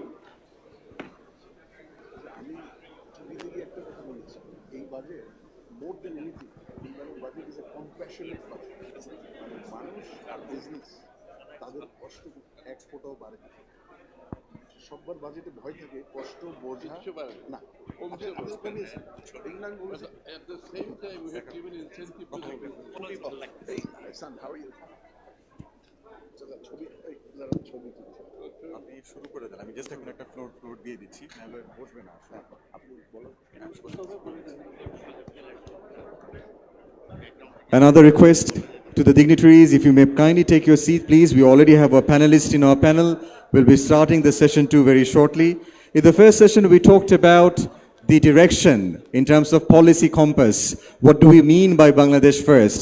And in the second session, in the second plenary, we'll be discussing about what fuel we need to actually drive that direction.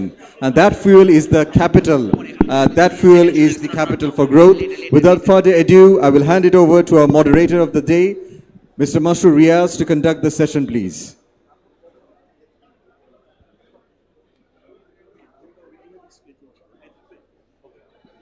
Thank you, Ashfaq. We'll have any questions and then we will go. You have an interview. But that, we need them in.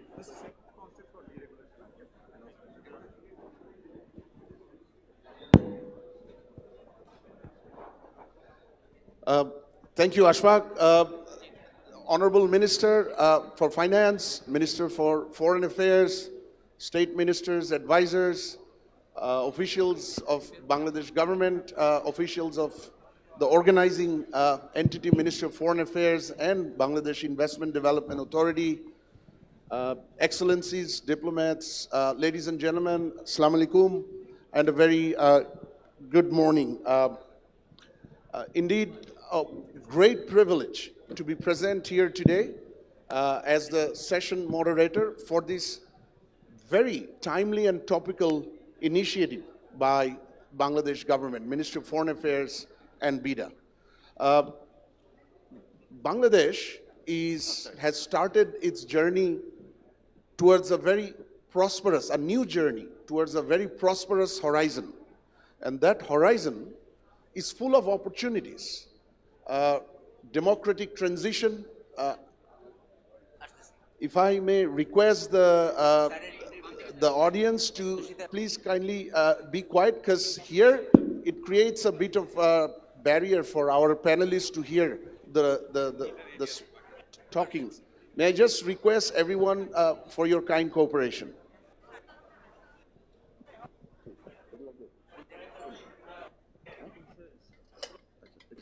Okay. So, as I said, Bangladesh has started a very new journey towards a prosperous horizon. The horizon is built on a number of opportunities. Democratic transition in many years, bringing in a elected government with strong political mandate, two-thirds majority, and rebuilding of governance, economy, and institutions. But that horizon is also fraught with number of risks and challenges. The government, due to governance and policy failures in the previous years, had to inherit a very difficult economy, as our Honorable Finance Minister mentioned in his post-budget press conference and also in the past. We are dealing with a number of structural weaknesses in our economy, concentration of exports and domestic manufacturing sector, high incidence of informal economy, low tax base, and a number of them. But the global stage is changing as well. And that's where the Ministry of Foreign Affairs initiative is perhaps very timely. There is geopolitical fracture, which is changing the long order of global production system, which determines FDI, also the global trading order. There is trade protectionism, and there is evolving global regulatory compliance, which are making access to global value chain a lot more standards-based. So in that context, this particular event is very timely and topical.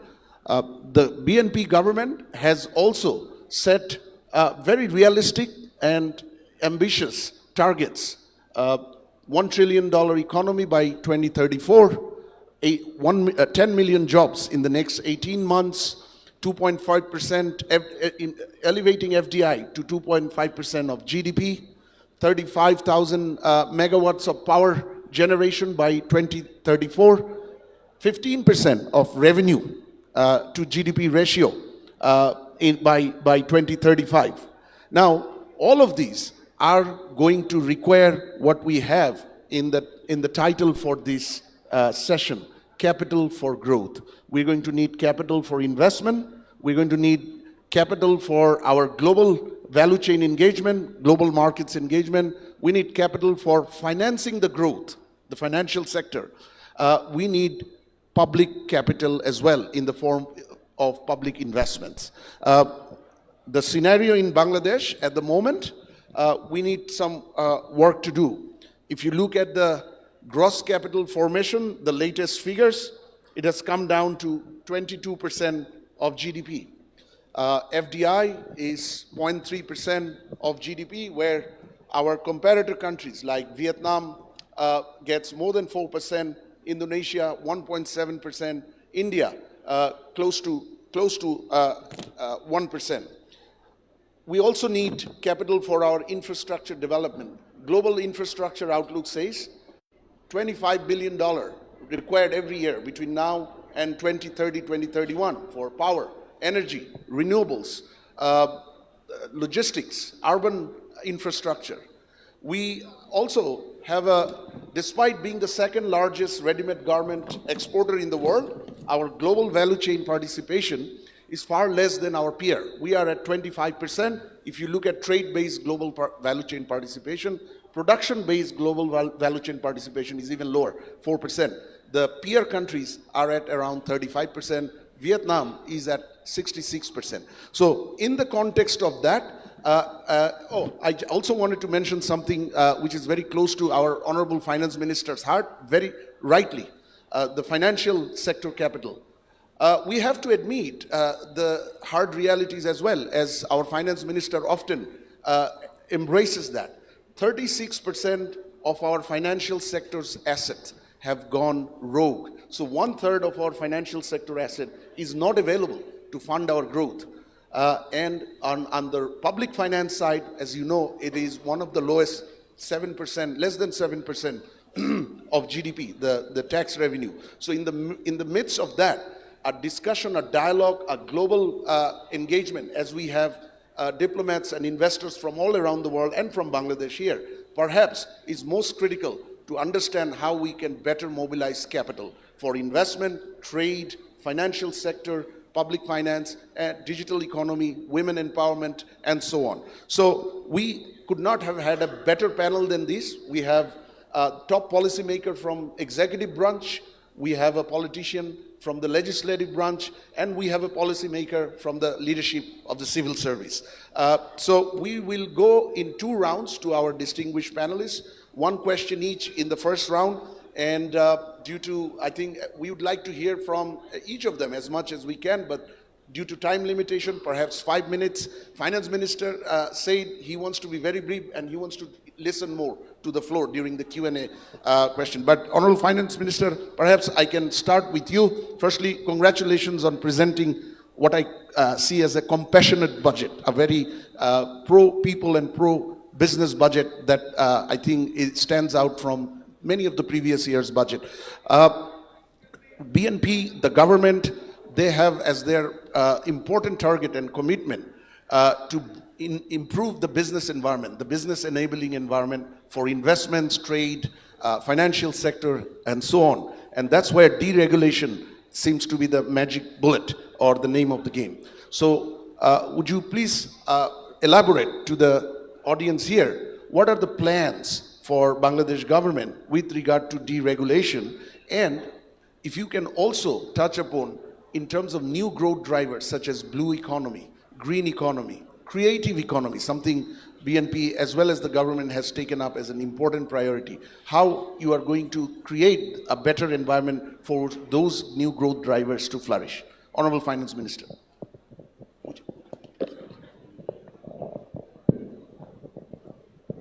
Thank you very much. I thought we have settled the matter with the budget given. We've settled it all. But good initiative at a time soon after the budget, I think, to hear from a very eclectic crowd. I can see a very mixed crowd here, which is wonderful to hear. The subject matter, as I understand, is finance for growth. Capital for growth. I think it's a very good subject. Very much being in discussion everywhere globally, because finance is becoming a driver for any growth. Therefore, hence Bangladesh, what Bangladesh has been traditionally doing and where you go from here is something we should really discuss. Particularly when I talk about the public finance architecture, I think we have to rethink about the public finance architecture should be changed.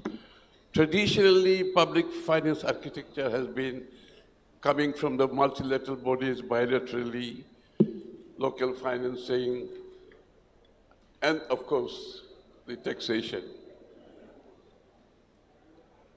With the global change, with the change in the financial architecture globally,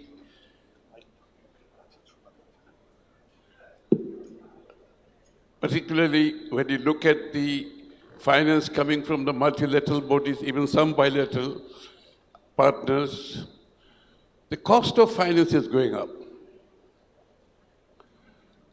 Even the multilaterals who used to lend below 1% rate has crossed 1%, even 2%. So is bilateral. Bangladesh high-state banks' interest rate is very high. Our tax GDP is at a very low end. Hence, the public finance architecture needs to have a relook, a fresh look. And we think that with this architecture, financial architecture, the structural change globally, which impacts all economy, more so the developing economy. So I think we have to develop a different financial architecture. One is government cannot spend on all the expenditures of the government, like the enterprises being run as the government enterprises. I feel they should not be funded by the government. They should run like an enterprise. They should go to the market and they should borrow their own funds. If you are running an enterprise, you must run like an enterprise. It cannot be government-owned and also run by the enterprise with the government support, government exchequer. It doesn't work. And it never has worked. In Bangladesh, we have seen that. So enterprises must go find their own financing. This is one. Number two, our borrowing, like before from the multilateral, bilateral and all, I think has not been cost-wise, the cost of fund-wise is not working out very well. Particularly when the government borrows from the local financial institutions at a very high rate, we have seen over the last decade and a half, that got us into real bad debt situation right now. And interest payment in this budget is 1,25,000 crore, actually shrinking the fiscal space. So much so that we cannot spend on many, many welfare projects for the country and for the people, like education, like health, like infrastructure, some of the infrastructure, basic infrastructure. So I think we have to develop our capital market. We must develop our capital market. Private sector borrowing from the high-street banks did not work well. At a high interest, long term, with a short-term deposit in their own bank. It doesn't work. You have a short-term deposit, lending long-term at a higher interest rate. Not good for anybody. Not for the bank, not for the client. So we have to go for capital market in the way large investment must go to capital market, get their equity from the capital market, get their debts from the capital market. If you're borrowing at a 15%, 14% from the bank, you float a bond that costs you 7%, 8%. Imagine the difference. In any business, that difference is a huge difference. The businesses that run honestly, professionally, do not make, nowhere in the world, generally speaking, do not make than 4, 5, 6%. Return on 5, 6% on any business is considered to be very good. But if you give away borrowing from the bank, that kind of difference, really businesses in Bangladesh should run into problem. So that's another thing. And we have to go for blended financing also. There are financing and there are other financing. And there are other financing. There are syndicated financing.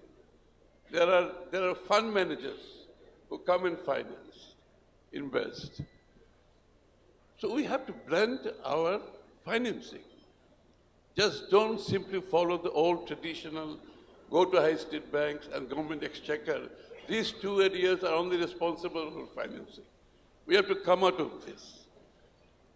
So our financial, in other words, same with the bank, same with the private sector, exactly same with the government. So we have to go for new financial architecture in Bangladesh. And that will work. And we have initiated to revamp our capital market. We have got a new Security and Exchange Commission. We have a new commission, all professional people, no political appointment. I repeat, no political appointment. All professional people. And none of the financial institutions in Bangladesh are going to have any political appointment. But it's difficult to find good professionals, I have to admit. But I'm trying to make a big panel of professionals who can serve the financial institutions. Hard to find, quite honestly, but we are looking for it. Nevertheless, we have to make the most of it. That's what we are trying to do. So hopefully, the initiative that the current government has taken on the financing side, things should get better. And where we are and where we are going, I think we should look for a better prospect in the future. Honorable Finance Minister, if I may ask you to shed some light on the deregulation agenda that is high on priority for the government. Deregulation is another top priority of this government.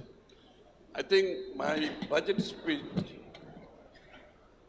it was 4.5 pages of deregulation, believe me. It was 4.5 pages.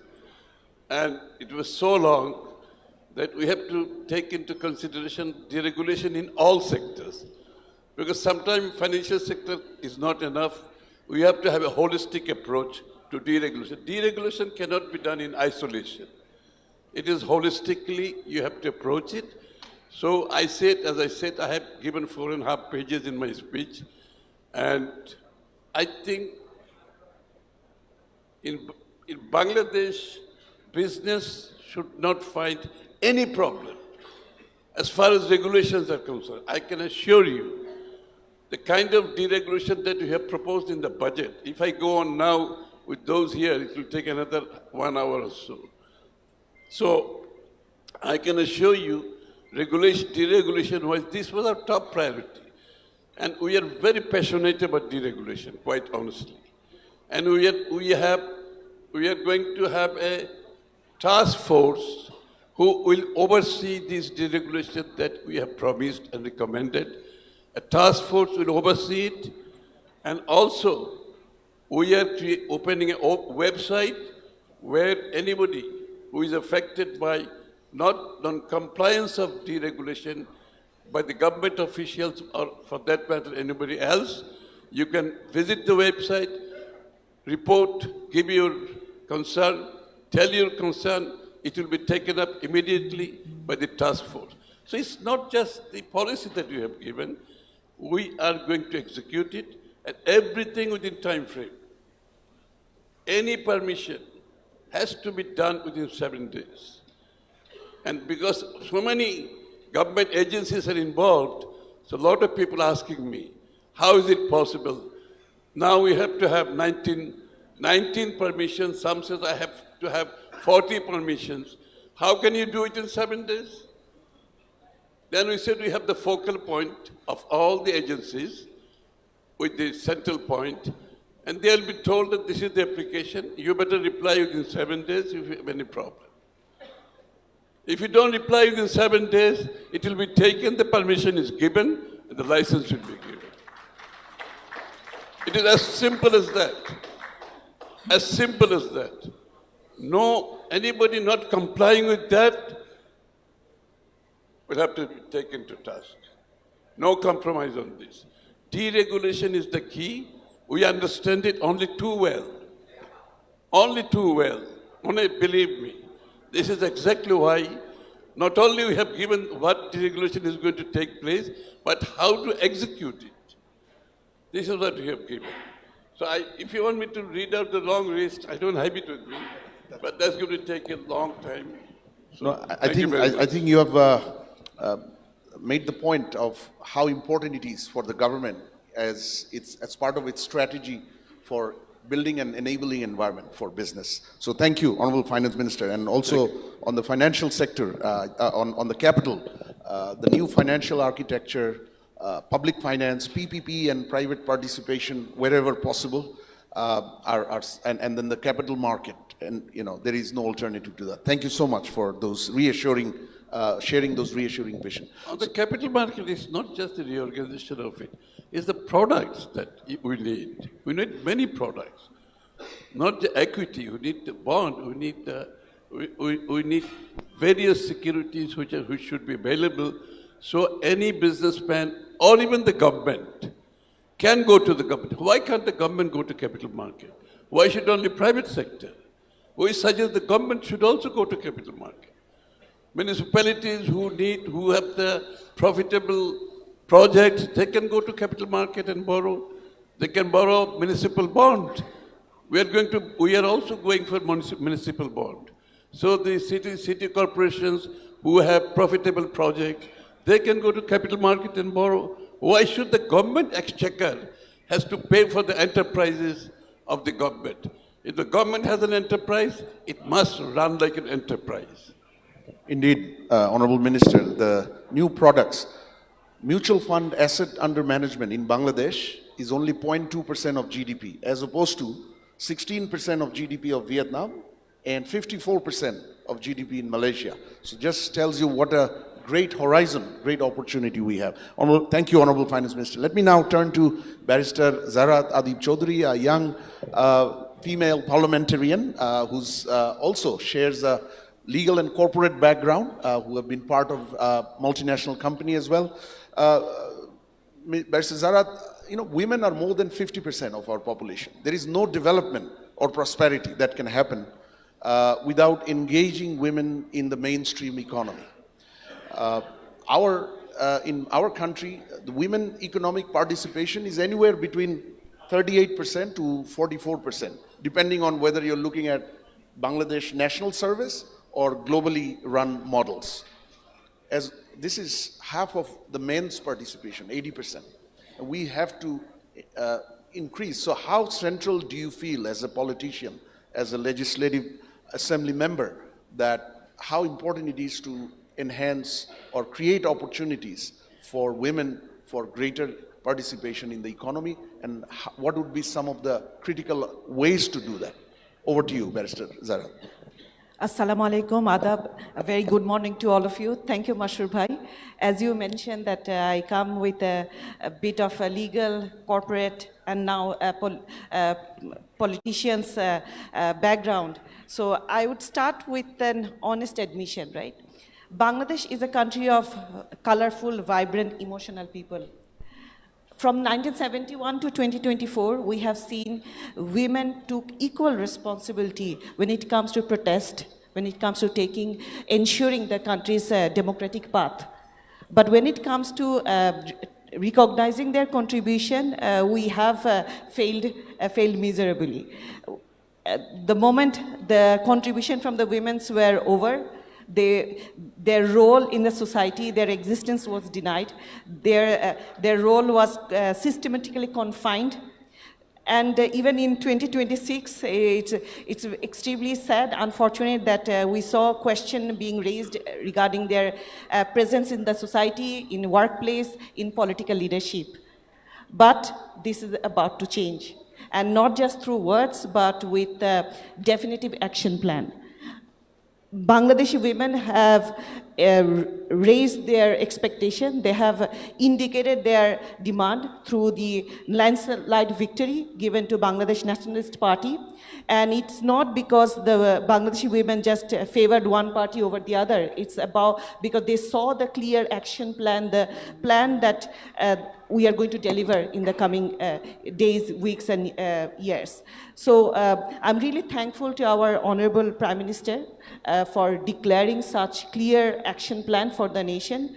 And obviously the budget gives our Honorable Finance Minister, the budget that he declared, it clearly uttered the rightful plan that we women should deserve in this country. There's no one-size-fits-all approach that would address the needs of women in our society. We have women in different layers, so we have to start with the needs of the women in rural household. Then we have to look at the women in the RMG or low-skilled workforce. And then we have to look at the how we can utilize the women professionals, women entrepreneurs in the society. Obviously, true empowerment comes with financial decision-making. We have to enable our women in the society with the right financial decision-making roles and powers so that they can really bring changes.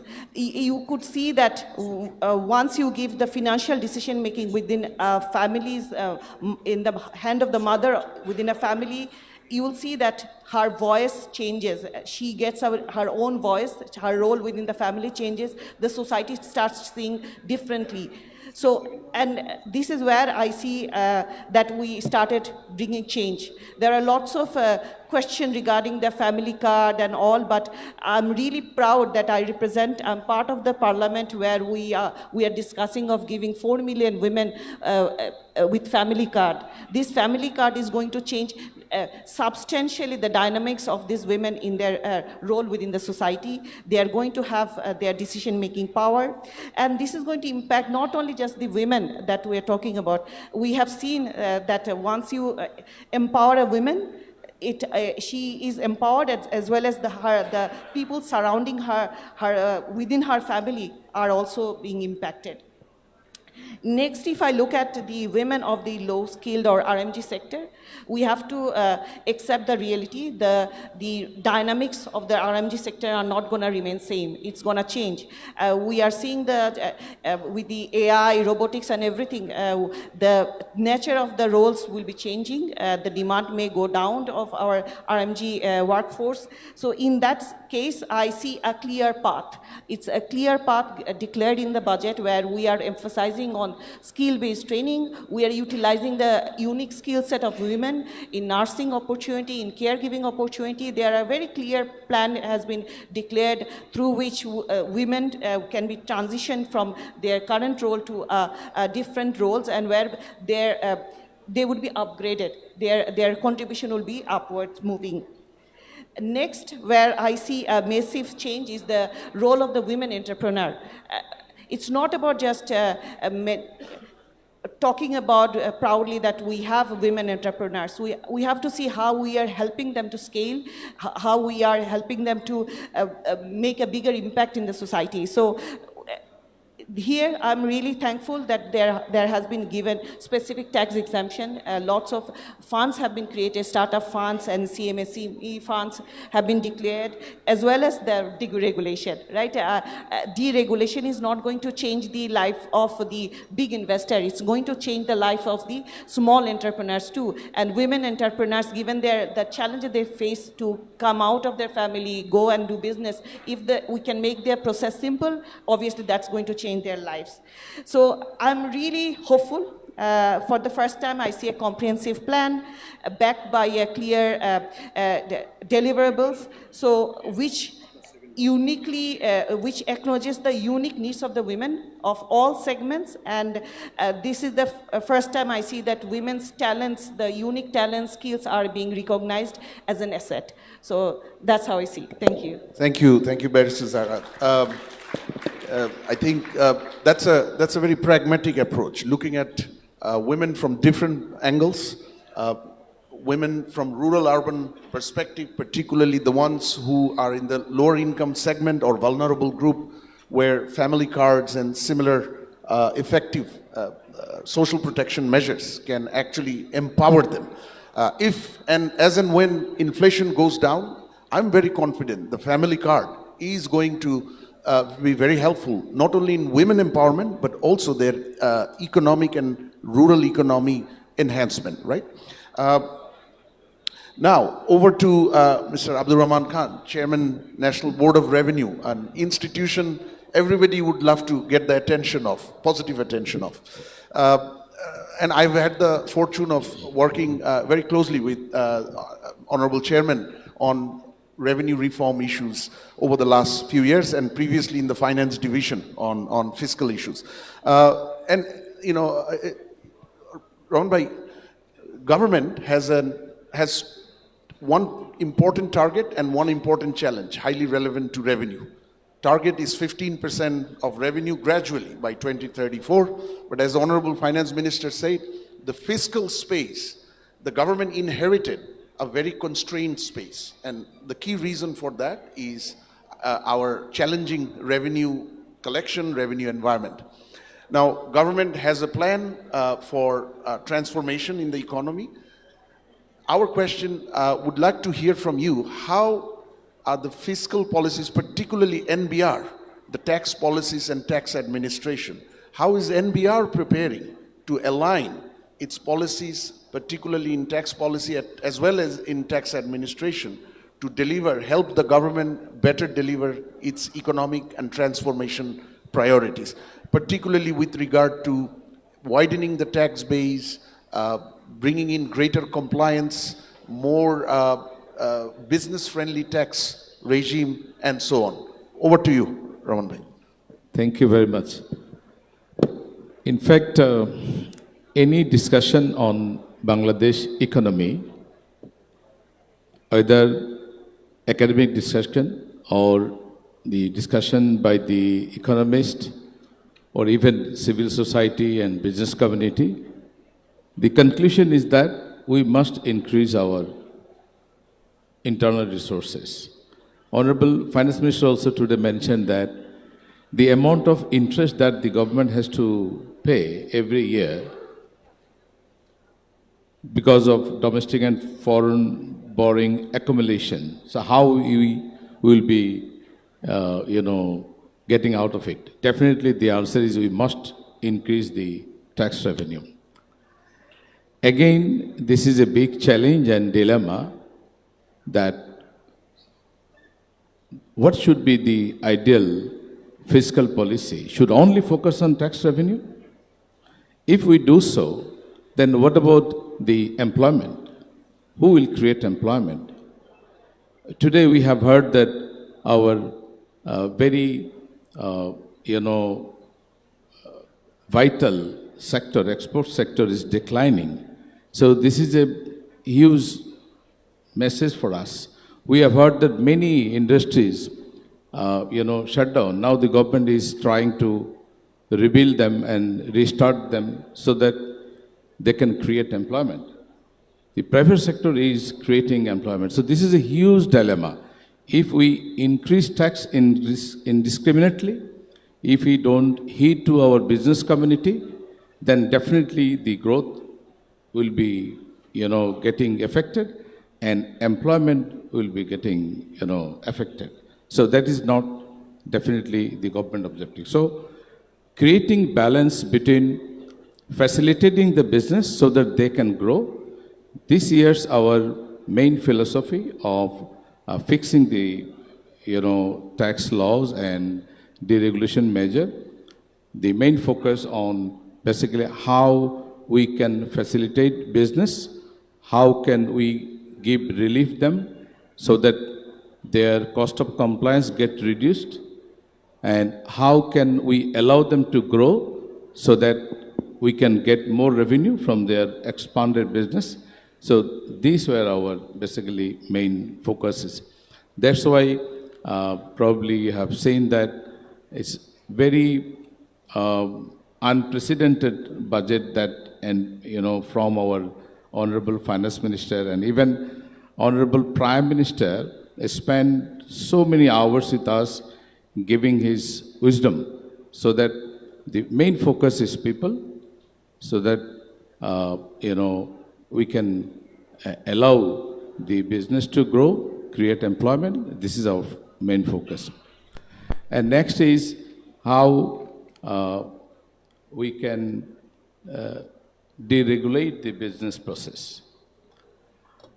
Definitely, you have seen that we declare so many deregulation measures, especially for the exporters. Anyone, any items, if it is 100% export, Dr. Mahdi Amin already mentioned in his deliberation that National Board of Revenue will allow bond facilities for every businesses.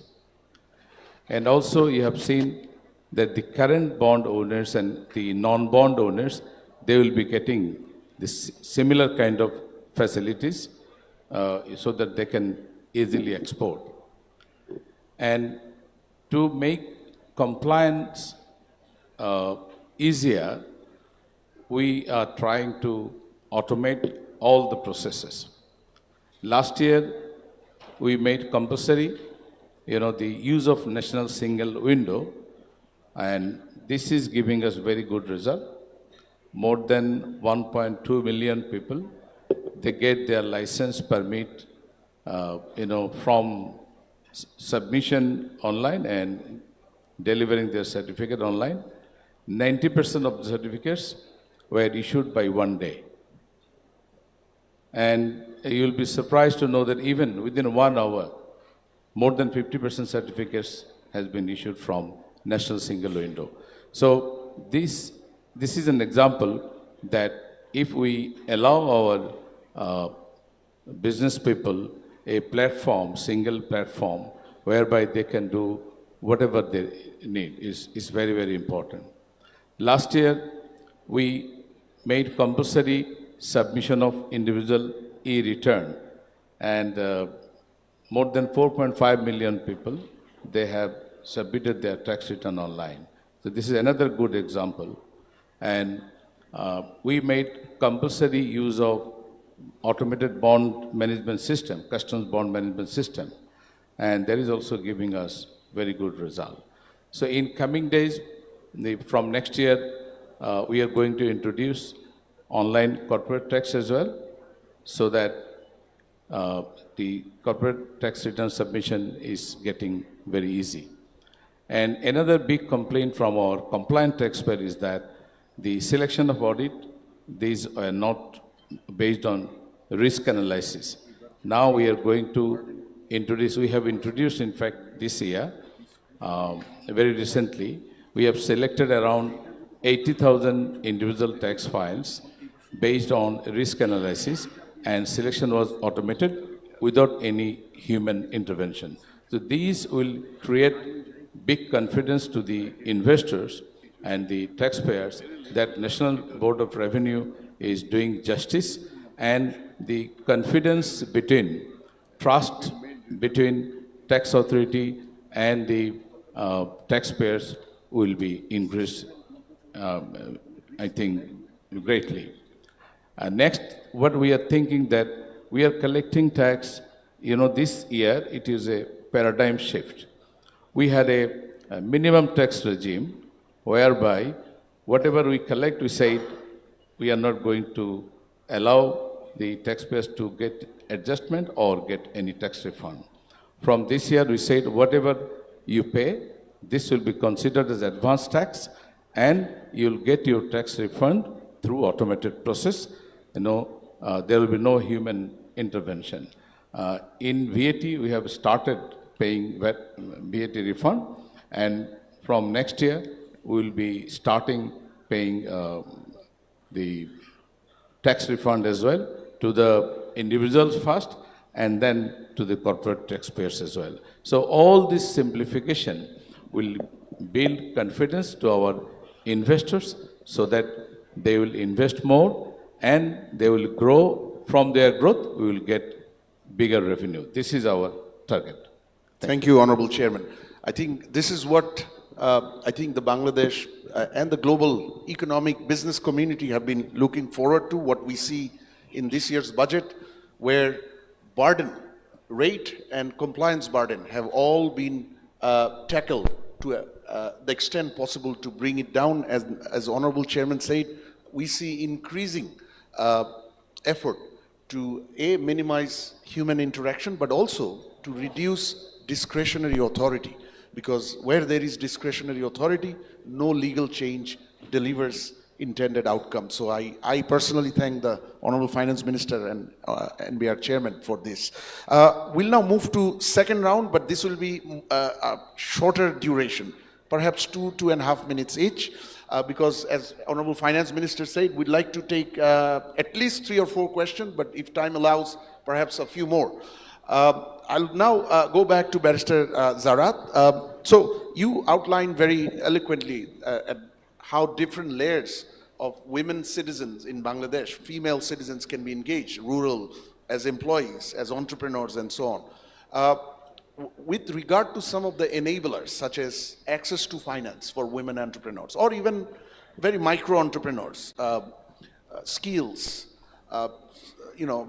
mobility, safe mobility, and so on for women workers, how can Bangladesh make considerable improvement for greater women engagement in the economy? So 2, maximum 3 minutes. Thank you, Mashur Bhai. So here I think we need contribution from every parts of the society. Government alone, no political party or the government alone cannot make a change. Government can give a policy direction, facilitate interventions, but what we need is a massive role playing from the private sector. When it comes to access to finance, we have to make this is easy, hassle-free, digital, and I believe that access to finance should no longer be an issue, because a digital financial service in this budget got a huge boost. So I believe that the financial industry should now come for 50,000, yes, 50,000 small loans online can be given. So there are multiple elements I have seen which will help the digital industry, special digital financial services industry, to come forward, and I believe they should do that. In terms of skill improvement and all, in workplace, we have to hire more women in the senior position, managerial roles, board roles, leadership roles. And I don't buy that excuse that we don't have women, qualified women for this position. If I look at our women, their contribution in the educational system, our late Madam Begum Khalda Zia, her visionary leadership back in 1991, making the education free for women, accessible for the women, and we are seeing the result immediately. We are seeing now women are doing much better result compared to the men in the society. So now what is lacking is that our talent pipeline is leaking heavily. So what we have to do is the private sector now has to take a definitive clear actions, such as they should be eliminating salary discrimination, should be making safe transport, making the daycare facilities. These are very clear areas of improvement that they have to take care.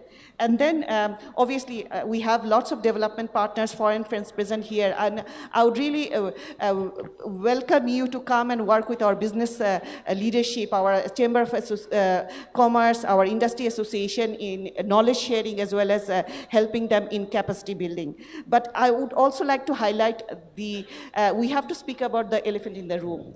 When it comes to social media, internet usage, I am really sorry that we are going backwards, right? We see that the level of cyberbullying, harassment, the women are facing for coming out being present in the society, this is unacceptable. We have to eliminate such misogyny, such hatred against women, and this is a role of all political parties. We have to come together, and we have to, the civil society also have to play a big role. We are asking very simple, fundamental asking that we don't need any special treatment. We don't need to be treated as mother, sister. Just treat us as a women, human being. So this is where I believe that we have to work together.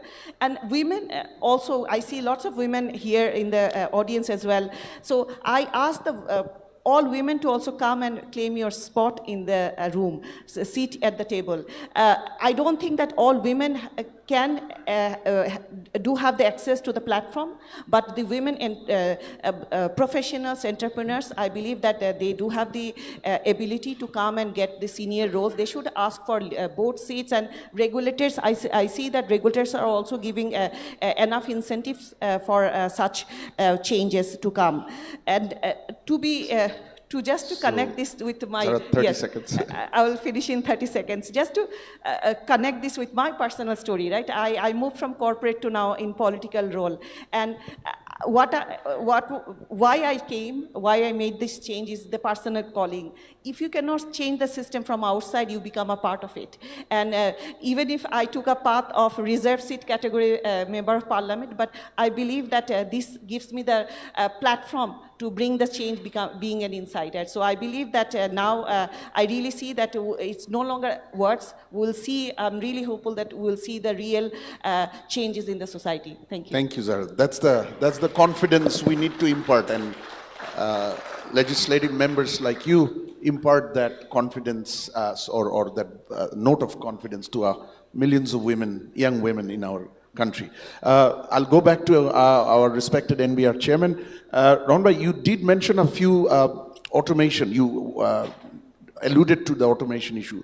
Digital transformation is important, and it's also very critical. It features critically in BNP's manifesto, as well as many of the 180 days plans. So with regard to NBR, could you please share with us some of your plans with regard to digital transformation, and both within NBR, but also interoperability, because NBR is part of the broader trade facilitation environment and business environment. How do you see interoperability or integrated services together with other relevant government agencies? So 3 minutes, Raman Bhai. Thank you very much. Everything we do in NBR, our target is we will automate end-to-end and as soon as possible. And in that journey, we will try to engage our own resources, especially the software engineers, graduating from our own public universities. Because I have first-hand experience of two big software systems. One is IBUS, because I worked in Finance Ministry quite a long time. And second one is e-return. Both these are giving us relief because these are homegrown, and we can communicate with our developer anytime, and we can adjust it as and when required. But any vendor-dependent system, we are really having so many problems. Especially, for example, we have one EVAT system, and it's very difficult, if we want to change something, what is required for us.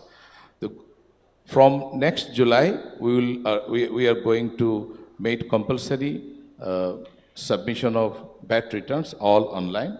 So this is going to happen. And also, we have started a project we call Strengthening Domestic Revenue Mobilization Project, and that is a basically digitization project. And through that project, we will digitize everything possible. And in that digital architecture, our core attention will be there that we have only one government, so we have to be interconnected. And that is very, very important. This morning, our BIDA chairman also, focused on this importance. And all the system we have within NBR should be connected.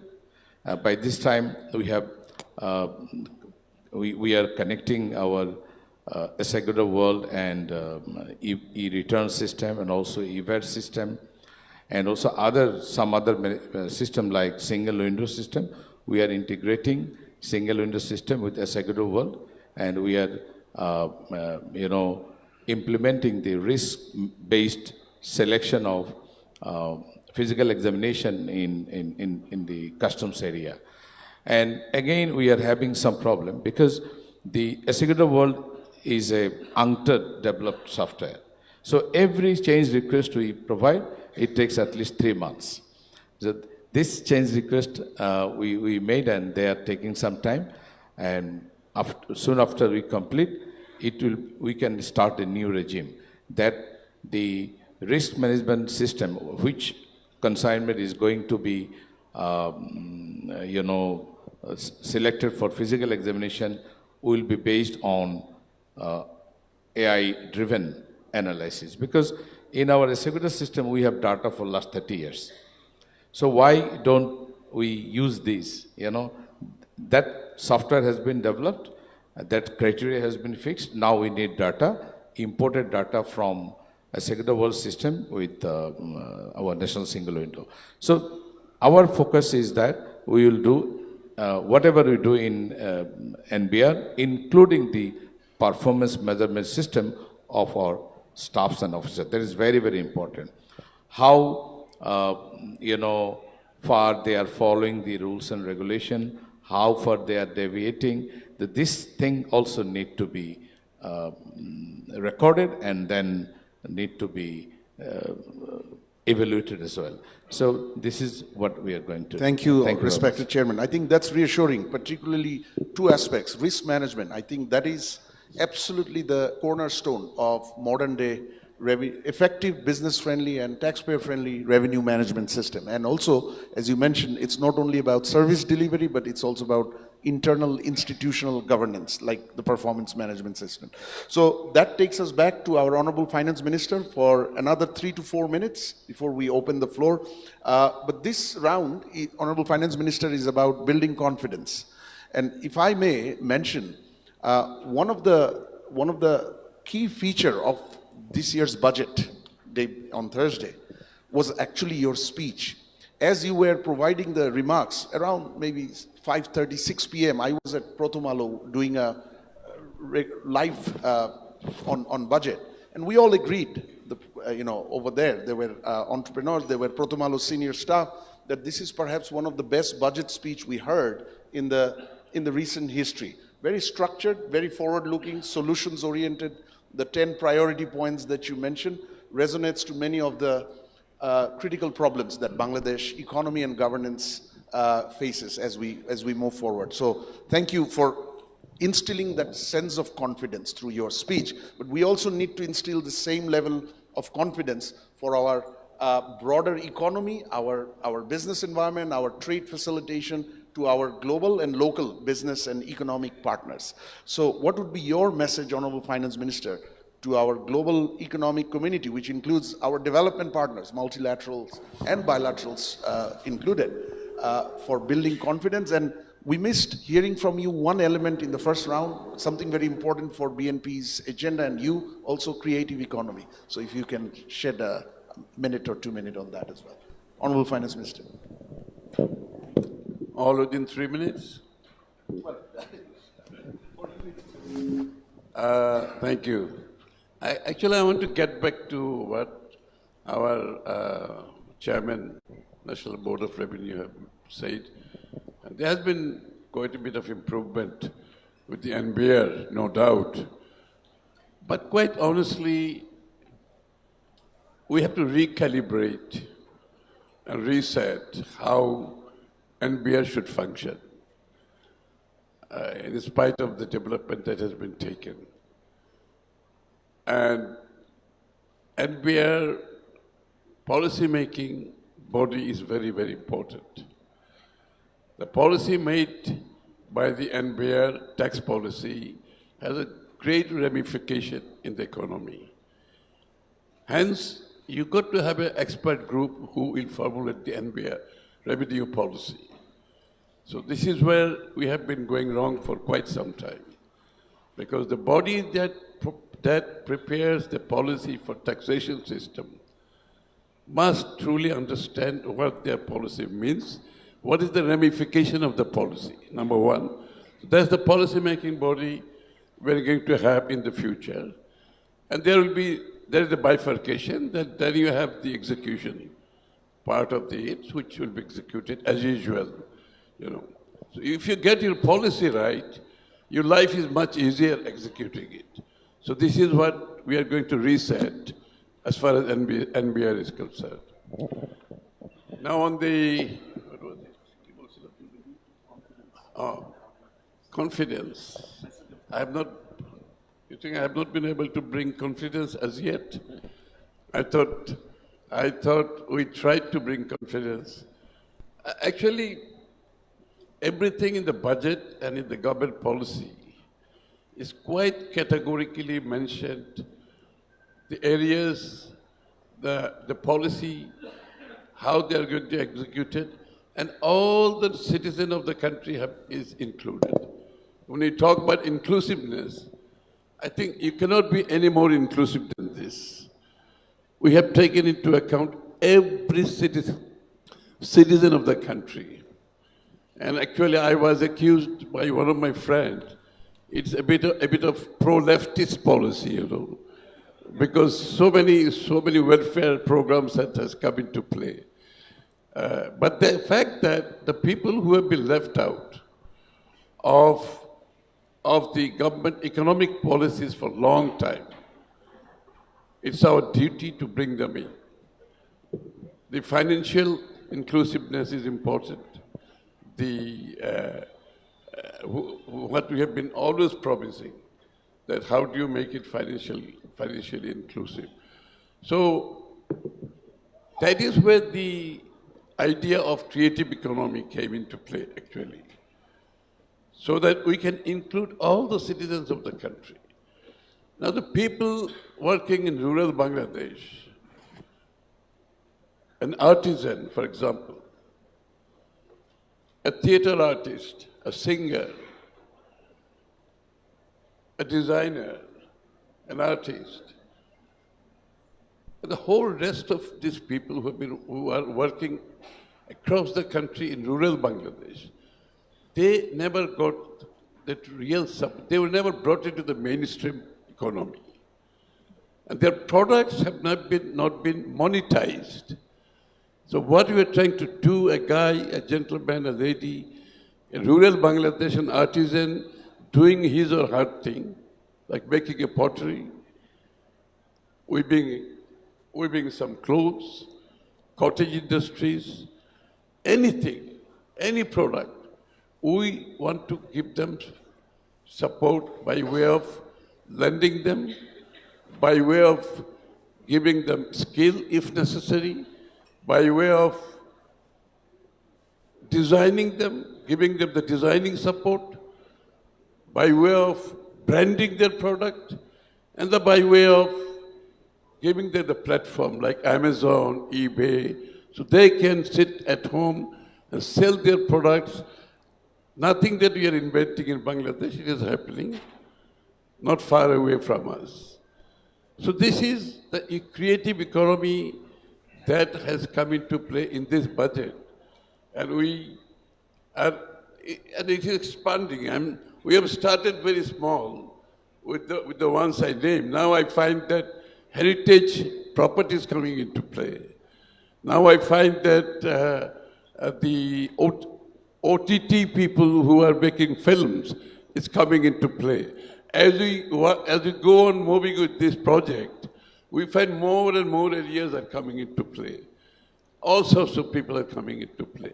So this is an area we like to unlock and improve their livelihood, improve the employability of the country, and also this will bring in foreign currency, and their product will be marketable. So this is the whole idea of creative economy that has made a change in this budget, and we feel that a great deal of Bangladeshi citizens will come into this project, and they will positively impact the economy of the country. Their livelihood will change, and they will be like, we say the full cycle in one's life cycle, in our policy, from your birth to your death, the state has a duty. From the time of you are born and the time you die, the state has a duty. So it's a life cycle project that we have taken into account for everybody as a patient, as a responsibility we have taken it. And this will, I think, bring about a big change. There are countries who are doing billions and billions of dollars in creative economy. Like Dhaka do not have a place to go to in the evening. All we do, we get invited in somebody's house, or we go to the restaurant. That's the only entertainment we have. So we have decided, away from Dhaka, not far from here, Purbato, we have found 160 acres of land. We are going to set up a theater district. So it's not going to be theater alone. It's going to be like designers, it's going to be artists, it's going to be stand-up comedians, it's going to be fine dining, it's going to be everything. So one can go there, spend the whole evening, spend a lot of money, which will be GDP. What is GDP? GDP is what we spend. That is GDP. Sarah is here. UK is doing so well on creative economy. When I go to London, I have to end up paying a lot of money in the theatre district. And it is GDP for UK. And UK is benefiting. We don't have anything like that. And it's also a soft power for your country to have your music monetized, to have your music broadcasted, to have your theatre monetized, have it broadcasted, have your products, upgrade your products' value, sell in the international market. Your culinary. We are such good, we are food lovers, food-loving country. Our culinary is so good, but we have never monetized it. We have never projected it. So this is also a soft power for the country. So this is what this economy, creative economy is all about. I can go on, because I'm very passionate about this subject. I can go on forever. So this is all about creative economy. Thank you, Honorable Finance Minister. I think so. Everybody gets the confidence. Yeah. You brought in the confidence. Everybody, all citizens gets the confidence. They're part of the economy. They're participating. They're beneficiary of the economy. This is what this economy is all about. Indeed, Finance Minister. I think the biggest source of confidence comes from the democratic headway that Bangladesh has started since February, a new journey based on democratic transition, based on people's mandate. So that perhaps is the biggest cornerstone of Bangladesh's confidence that it now instills, or it is ready to instill across our global engagement. And Honorable Finance Minister, you mentioned about creative economy, how big it is in UK or globally. 3% of, according to UNCTAD, 3% of global GDP, $2.25 trillion is creative economy. We have planned to do 1.5% of GDP, ultimately. So that's very much from creative economy. That's very much in line with the global trend, and this is what we call new growth drivers. Bangladesh has been in need of structural diversification of its economy as well as exports, and new growth drivers are important, and creative economy can be a very important one. Thank you, Honorable Finance Minister. So we have already exhausted the 60 minutes allocated for us, but I'll take the privilege to go for 5 minutes to the floor, take about 3 questions, and if Honorable Finance Minister wants, perhaps 1 or 2 more. I saw 2 hands. I have no problem with questions. I saw 2 hands as we started the second round, so well in advance. Right over here, I start with Mr. Iqbal Chaudhary, CEO of Lafarge, Bangladesh, and then Mr. Kabir Ahmed from the logistics sector. If you may please limit your question or the comment to 1 minute, please, so that we can give opportunity to more participants. The mic is not working. If somebody can help.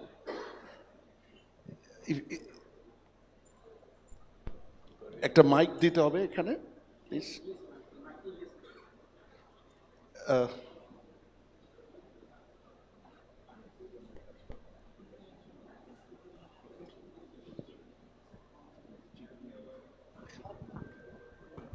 Hello, it's okay. Thank you. Thank you, Mr. Bhai, and congratulations to Honorable Finance Minister for presenting a very, very good budget, I would say still, because lots of points which has been shared with you, I see that has been reflected in before the budget itself. So congratulations to all of you, especially on the deregulations. So we can talk a lot, and you also have mentioned 4.5 pages. But the challenge for us is, especially the foreign investors, I represent FICCI, I'm the Vice President. 210 members are contributing 30% of government revenue. And I'm actually looking for Mr. NBA Chairman also, that how heavy you are going to come to existing investors, compliant investors, to achieve your revenue growth. It is instead of increasing the tax base and the tax net, and the agenda that we have been driving over the last 2 years, we have not seen much progress in terms of the getting the due share from the industry in terms of revenue share and the market share.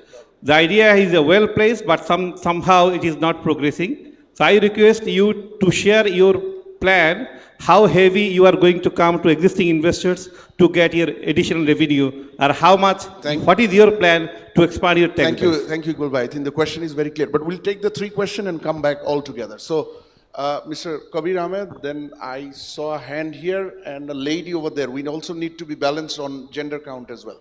So I'll come to you in 1 minute. And if you can please introduce yourself. My name is Kabir Ahmed. I've been president for 3 terms, Bangladesh Freight Porter Association. I'm from the logistics sector. And this sector has been overlooked. And this is, I say, it is one of the invisible backbone of our economy. So actually this, even including the audience, I don't have, a lot of audience don't know what we are doing. Anyway, I'm not going to explain it. So I'm coming right to the question. You know that in Bangladesh, if you go global, even Cambodia is a small country. Many countries I see, most of the freight forwarders are got all the AEO, Authorized Economic Operator. But our Honorable Chairman of NBR is here, and I've been pursuing it, and it has not been implemented yet. And especially for the freight forwarding sector, and I would request this, when it's going to be happened, and with a pertaining question, the NBR is doing the policy.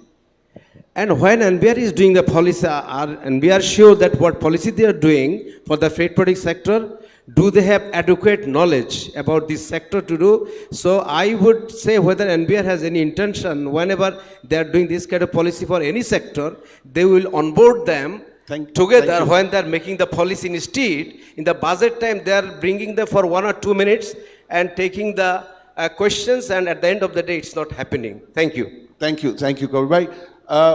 So can we go to the lady at the back who raised her hand right over there in front of the TV camera? And I know there are more hands, but I think I'm very keen to also see if we have a question from our global partners. Yes, please. And if you kindly introduce yourself, your name and your institution. Yes, আপনি দাঁড়িয়ে ছিলেন, আবার দাঁড়ান, আপনাকে ওনাকে মাইকটা দিন kindly. And after her, I'll appreciate, or if I'll be keen to see if any of our development partners or global investors would like to ask a question. Please, এক মিনিট একটু। Thank you so much. My name is Rumki Farhana. I'm a human rights advocate. So my job is not to appreciate, but I'm appreciating a lot. I have 2 reflections. One is very happy to see the women over there on the stage representing and participating women community and leadership. The second one is to Barrister Dharat Adib Chaudhary. I will refer to the first term question insights that you shared with us.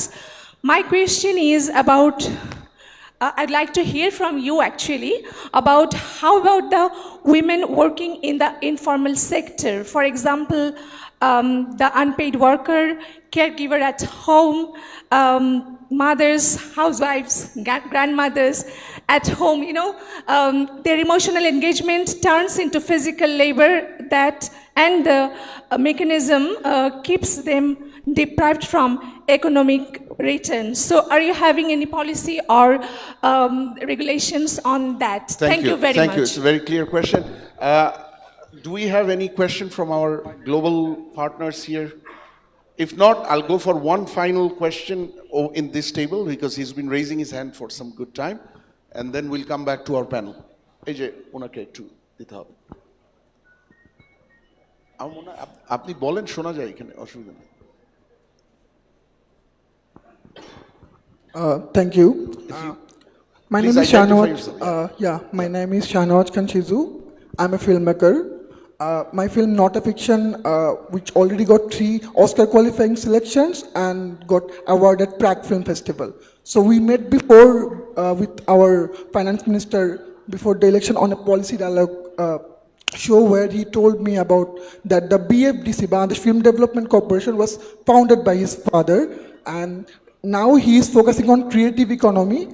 And I want to thank him to focus on this sector, and I want to request for 2 topics. Like, if you could build a film finance corporation so that people can invest on here through a corporation.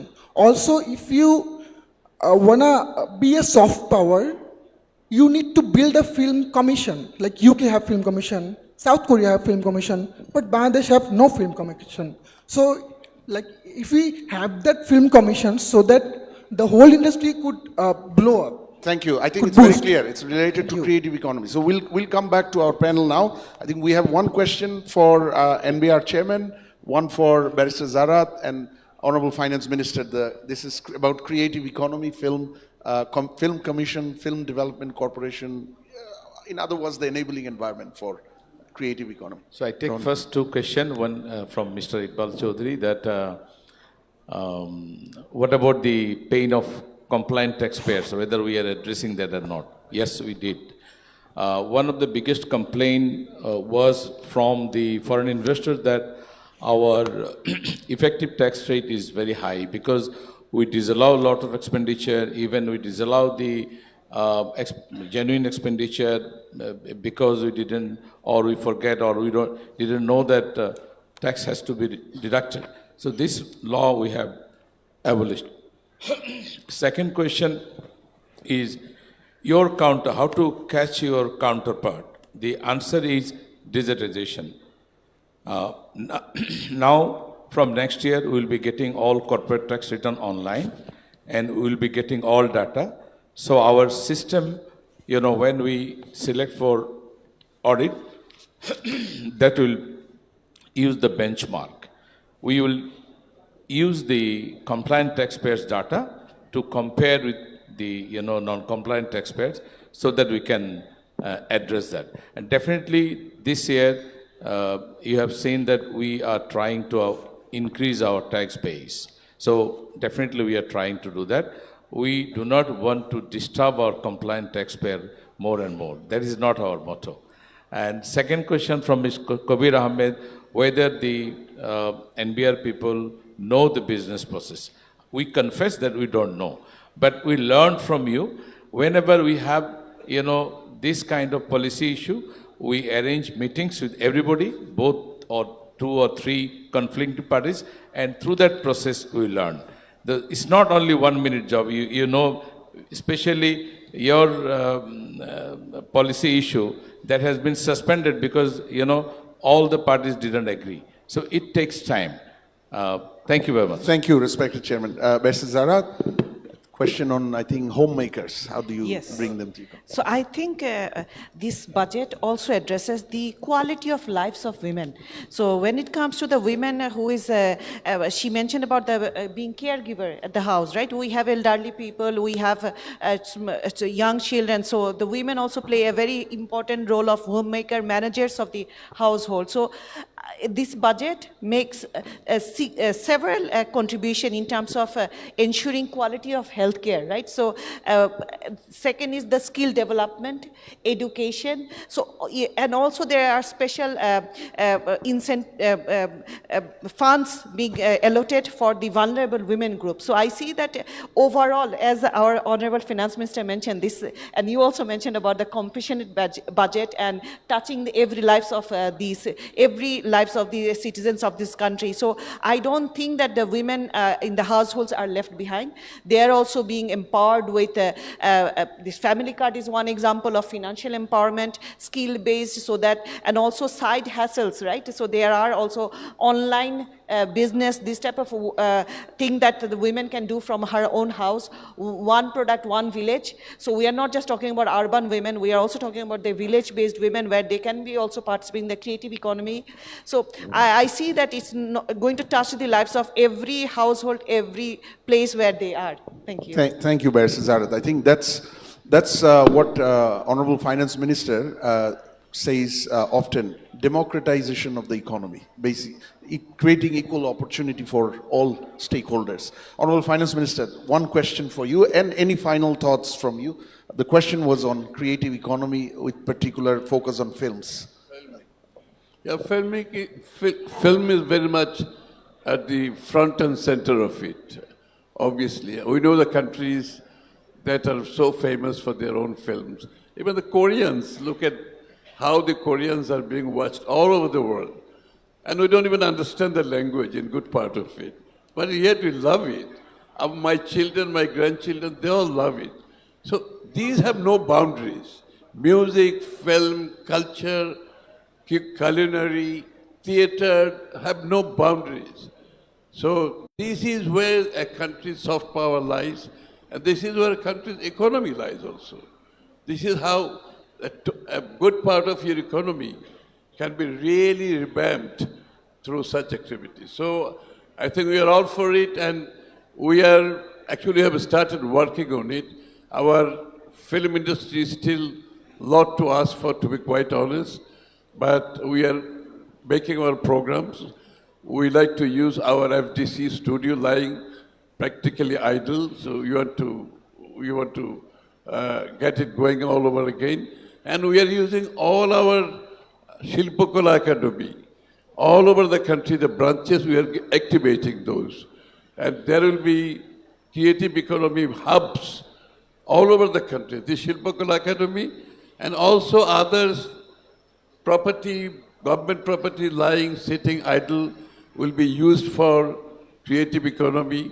They will be made into the hubs of creative economy. Dhaka will have a hub. Our whole country, we have a plan to have the hub for creative economy. So people can participate, they can enjoy their life, spend their time, also spend their money, which will grow the economy. This is the whole idea. When the people enjoy and spend money, it works both ways. They get the enjoyment, entertainment, and the economy grows. So this is the whole idea of creative economy. Thank you. Thank you, Honorable Finance Minister. That brings this session, this panel discussion to an end. What a wonderful 1 hour it has been, hearing from top policymakers, as I said, from the executive branch, from lawmakers from our legislative branch, and from our civil service leadership. In the interest of time, I will not take much to synthesize, but Bangladesh is in need of different types of capital as it marches towards the prosperous horizon, building on the democratic transition we have embarked on.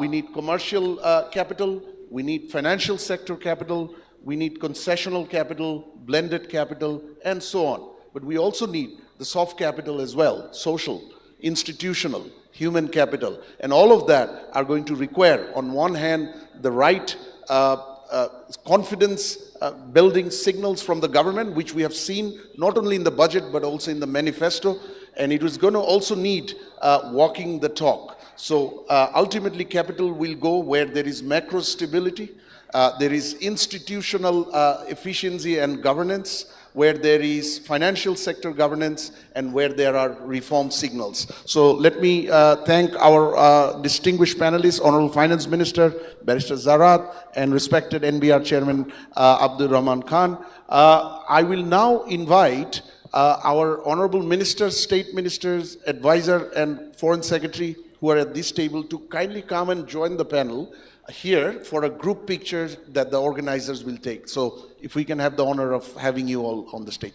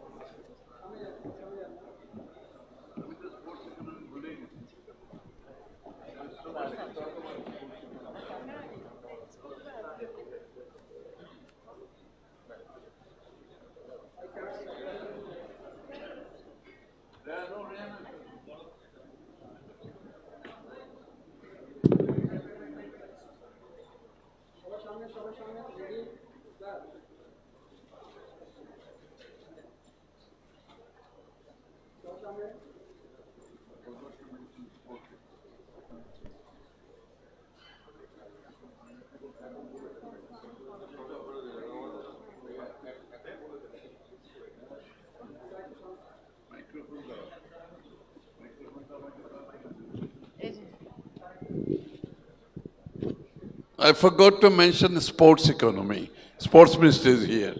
He reminds me of that. We have great plan for the sports economy and the sports for the country.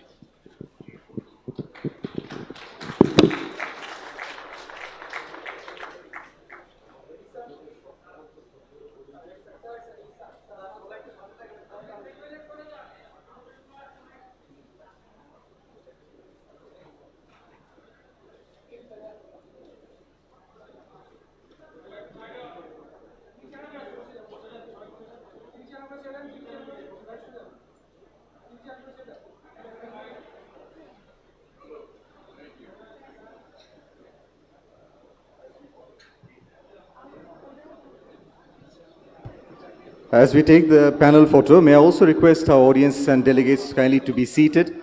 For the sake of honoring the time, we'll be moving on to the third and the final session before we convene for lunch.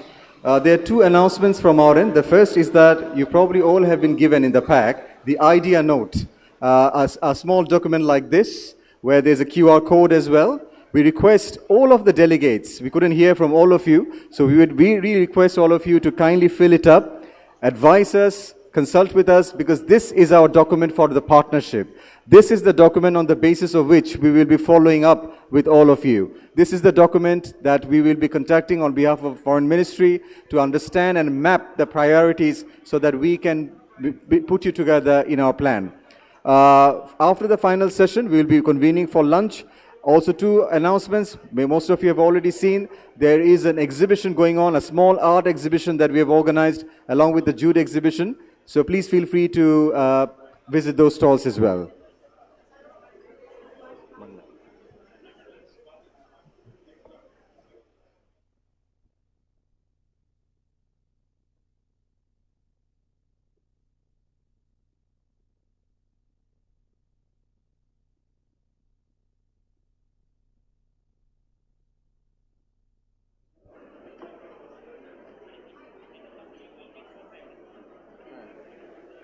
Come.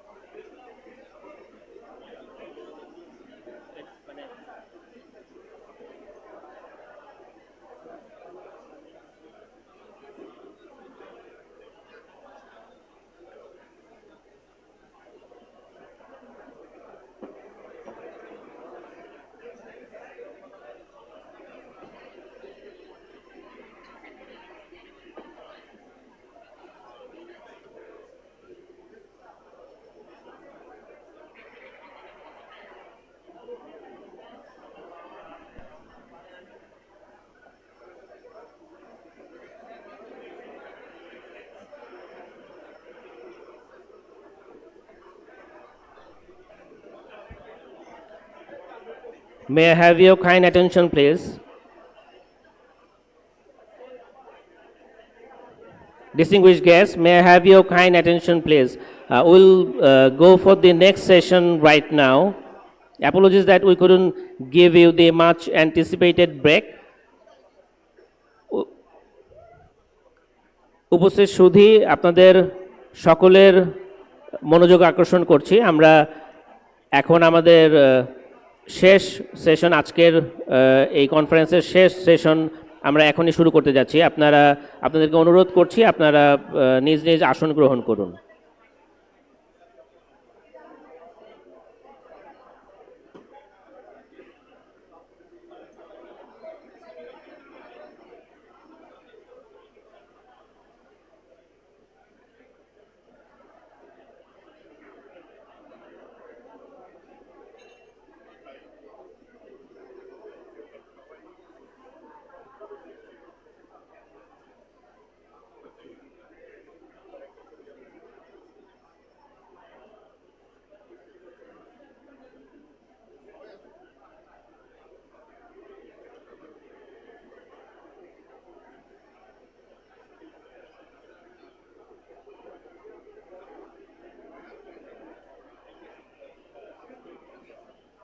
May I have your kind attention, please? Please be seated. We will start our next session right now.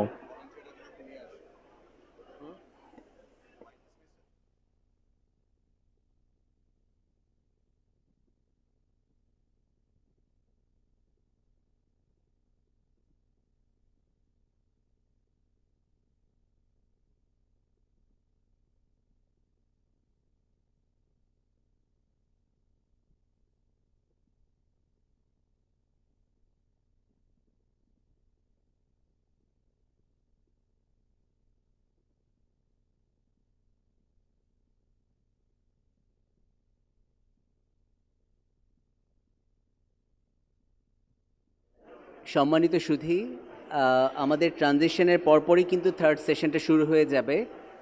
যারা tea coffee চা coffee নিতে চান তাদের জন্য চা coffee বাইরে থাকছে। There is no হারি, it is not going away, এটা এখানে আছে এবং থাকবে। হোয়াট উই ওয়ান্ট ইজ আপনারা get ready for the third session, please. It's an intense session. There's sports, there's AI, there's culture. We're going to speak about the identity of the nation. একটা রাষ্ট্রের, একটা জাতির আইডেন্টিটিটা কি সেটা নিয়ে এই সেশনটা। So we are expecting, we are hoping that you'd get back to your seats at the soonest possible.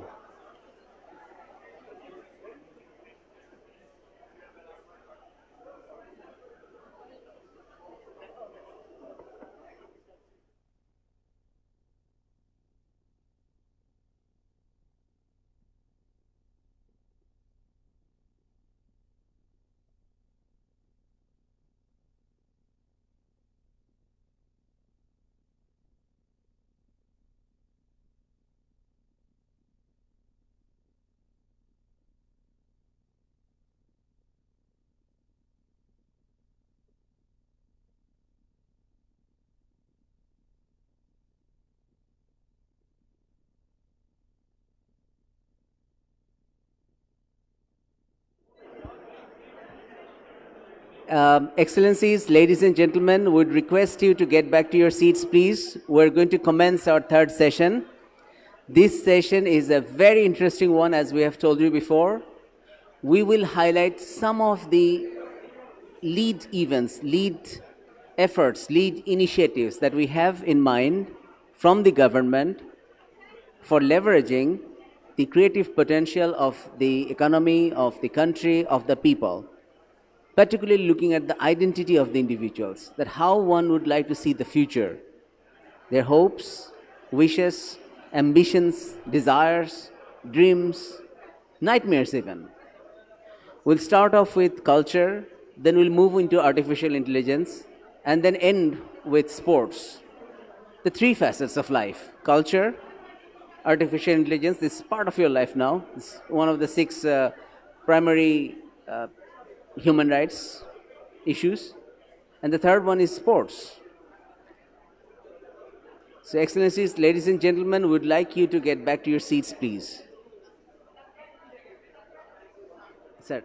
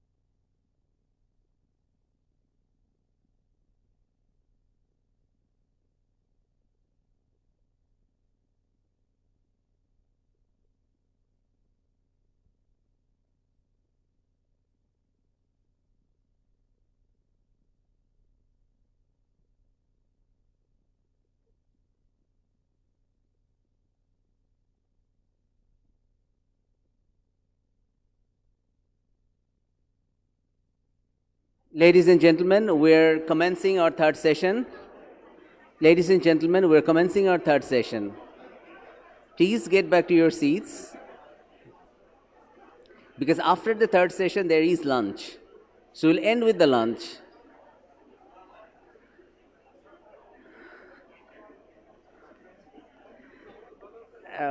Well, I'm very excited to see the great enthusiasm, but let's commence.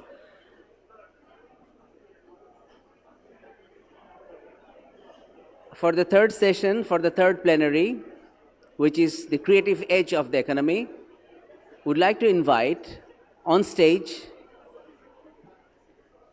the Honorable Advisor for ICT, Mr. Rehan Asif Asad. Would like to invite on stage the Honorable State Minister for Sports, Mr. Aminul Islam. Would like to invite on stage the Honorable State Minister for Cultural Affairs, Ali Nawaz Khayyam, Member of Parliament. Please, Excellencies, on the stage, please.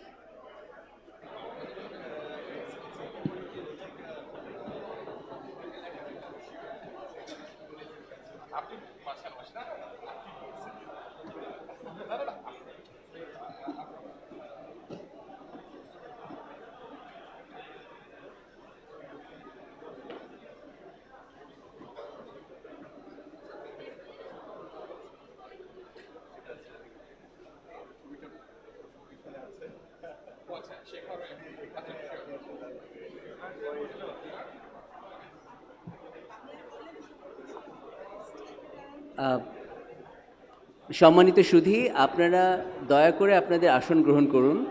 আমরা এখনই প্রোগ্রামটা শুরু করতে যাচ্ছি। আমরা দেরি হয়ে যাচ্ছে কিন্তু লাঞ্চের জন্য। Okay, to begin with, we'd request the Honorable Advisor for ICT, Mr. Rehan Asif Asad. As you might be knowing that he has a fantastic mind and he has a plan for reviving the ICT sector and also to take it to the places that it ought to go.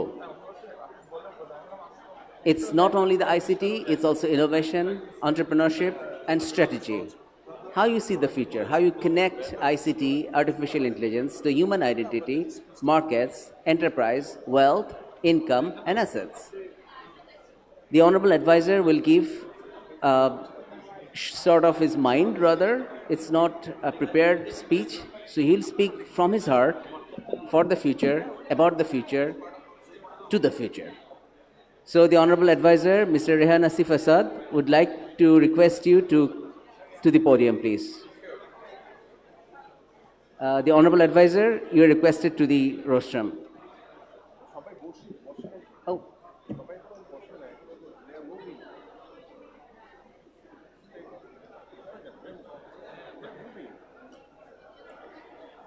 সম্মানিত সুধী, আপনারা দয়া করে আসন গ্রহণ করুন। Kindly take your seats, please. Ladies and gentlemen, kindly take your seats, please. সবাইকে এই Roman একটু এদেরকে বলো যে একটা সিটে বসান।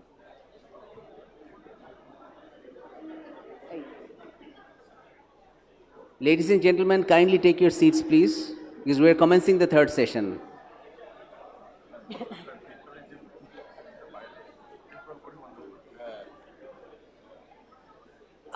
I think now we are more settled.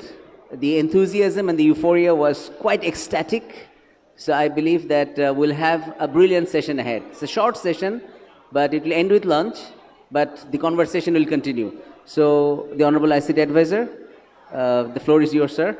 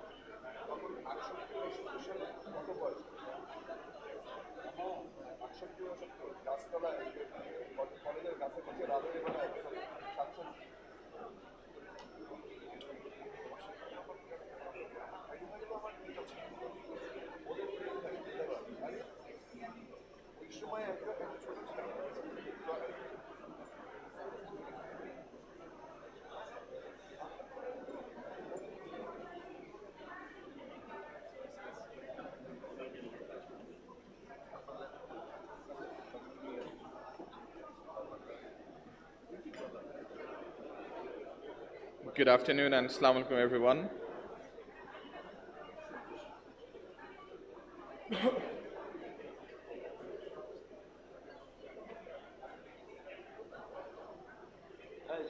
Okay. Distinguished guests, all the journalist community and everybody present here. First, I want to express my sincere appreciation and gratitude to all of you for attending the session. In this session, we'll try to highlight what is the future of Bangladesh when it comes to technology, what's our vision, what's our belief, and the path we're going to take forward. I'm not going to give a technical speech, but more lay out the foundation based on the budget the Honorable Finance Minister just presented on the 11th on the National Parliament, and based on the manifesto our Honorable Prime Minister laid out, in fact, in this room on 6th of February, 2026. Why ICT and telecom sector matters? It's a global study shows that every 10% increase in broadband and connectivity contributes to 1% increase in GDP.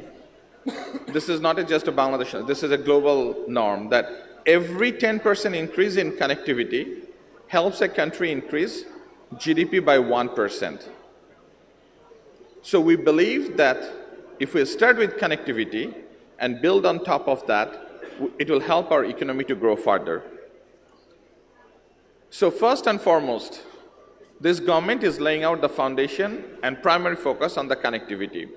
We say that over next 2 years, we will build 5G to 90% of this country, and we will build high-speed internet to the cities and the villages of this country, from 100 meg to 1 gig.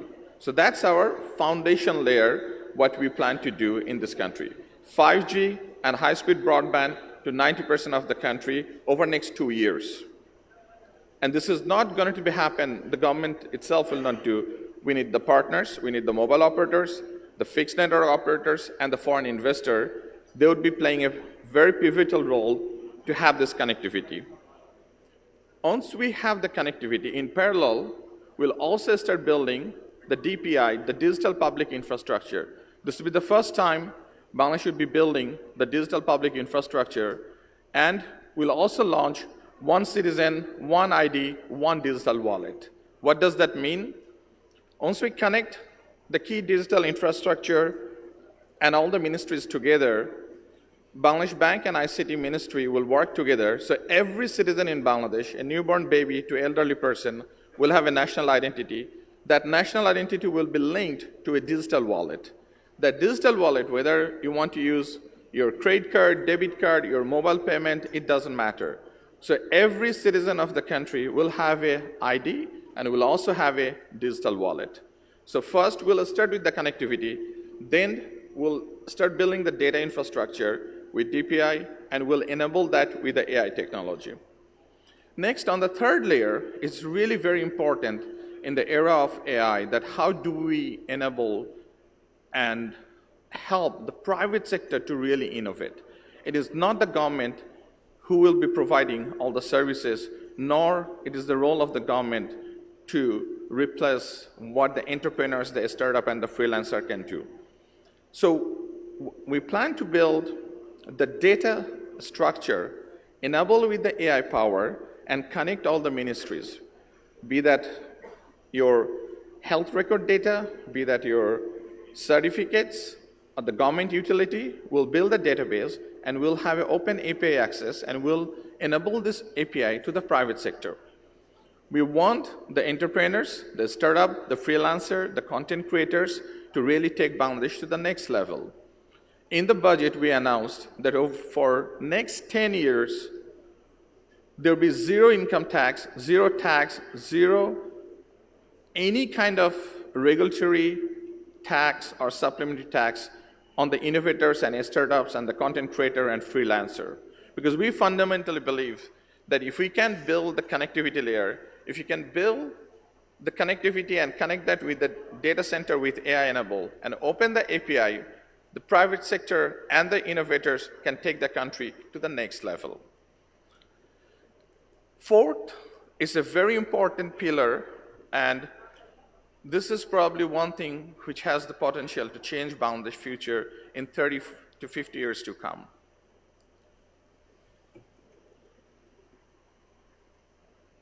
You all are aware of the contribution the garments industry made for Bangladesh economy over the last 40 years, and the position we have in the world market for the RMG sector. We fundamentally believe that with the proper support, if we can render to the electronics and consumer electronics and the tech industry, Bangladesh has all the potential to be the next tech hub of the world, the next manufacturing hub of the world. What does that mean? We are offering bonded warehouse facility. We are going to offer back-to-back LC. We will have zero tax on the raw material import, and we will have zero value addition. We want the world to come to Bangladesh to produce the next best electronics in the world. We want to become the world manufacturing hub. The government promised, and government already laid out the policy for next 5 to 10 years. Often we heard that our policy is focused for next 1 year and 2 years, and a business investment cannot make a decision on the business life without a long-term clarity. So working with the NBR, with the Ministry of Finance, we laid out our policy for next 5 and 10 years. And we believe that the skilled labor forces our country has, the engineering talents our country has, we have all the tools and technology and the will and capability to become the world manufacturing hub for the electronics and the tech industry in the foreseeable future. And the fifth pillar is critical as the policy and the support structure and the tax. When we first started this journey in February, we looked into that, what does the telecom and ICT sector in Bangladesh sits when it comes to tax policy competing with other countries. We said it very openly, and the Honorable Finance Minister said it on the parliamentary floor on the budget day, that the average tax in the world in the telecom and ICT is around 20 to 25%. We have a very high tax rate. For the fixed network and majority of the ICT, we have around 27.5. For the mobility industry, we have almost 51% tax rate. Even for consumer, we have a same tax rate. This is the first time we have eliminated same tax rate to 0%. So the consumer directly benefit from that. Why it's important? In our country today, 50% of our consumer still do not have a smartphone. I repeat again, 50% of our consumer still do not have a smartphone, still do not have the data connectivity. So it's really important to make sure that we bring all the population in our country in the digital economy. Number two, we looked into what is the tax rate and how we're going to help the companies to roll out 5G faster, our broadband companies to roll out higher speed faster, how we can help the e-commerce companies to grow better and faster. So we looked into overall ecosystem, and we went from manufacturer to the broadband service provider, to the telco service provider, to the mobile operator, and we lowered the tax rate in almost in every segment, and we also laid out our future plan that periodically over next 5 to 10 years, we will lower the taxes step by step. So Bangladesh should be one of the most competitive country in the world. In summary, I'll share that we are laying out the future vision that what this country can do and what we promise to work hard to achieve. One of the most important factor is our younger generation and our demographic dividend. If you look into the median age for our country and our population, it's around 28.9. We are poised to become 9th largest digital economy in the world by 2029, with the youngest population in the world. This is a very critical factor in the global economy. The 9th largest economy with the youngest generation in the world. If we can help our young generation, if we can build the regulatory framework, if we can build the connectivity and the AI framework, it is expected that we will become a $1 trillion economy by 2034. We believe that we can become a $1 trillion economy even before that. And not only we become a $1 trillion economy, the Bangladesh can provide the necessary support to the world in the technology sector, what we have provided in the garment sector. So this is why this government has announced that ICT and telecom will be the thrust sector for Bangladesh, and we are committed to provide all the necessary policy support from the government and help the private sector, help the foreign investor to come to Bangladesh, build your next best thing in Bangladesh, and our people, our engineers, has the will and the talents to help achieve this dream. Thank you, everyone. Assalamu alaikum.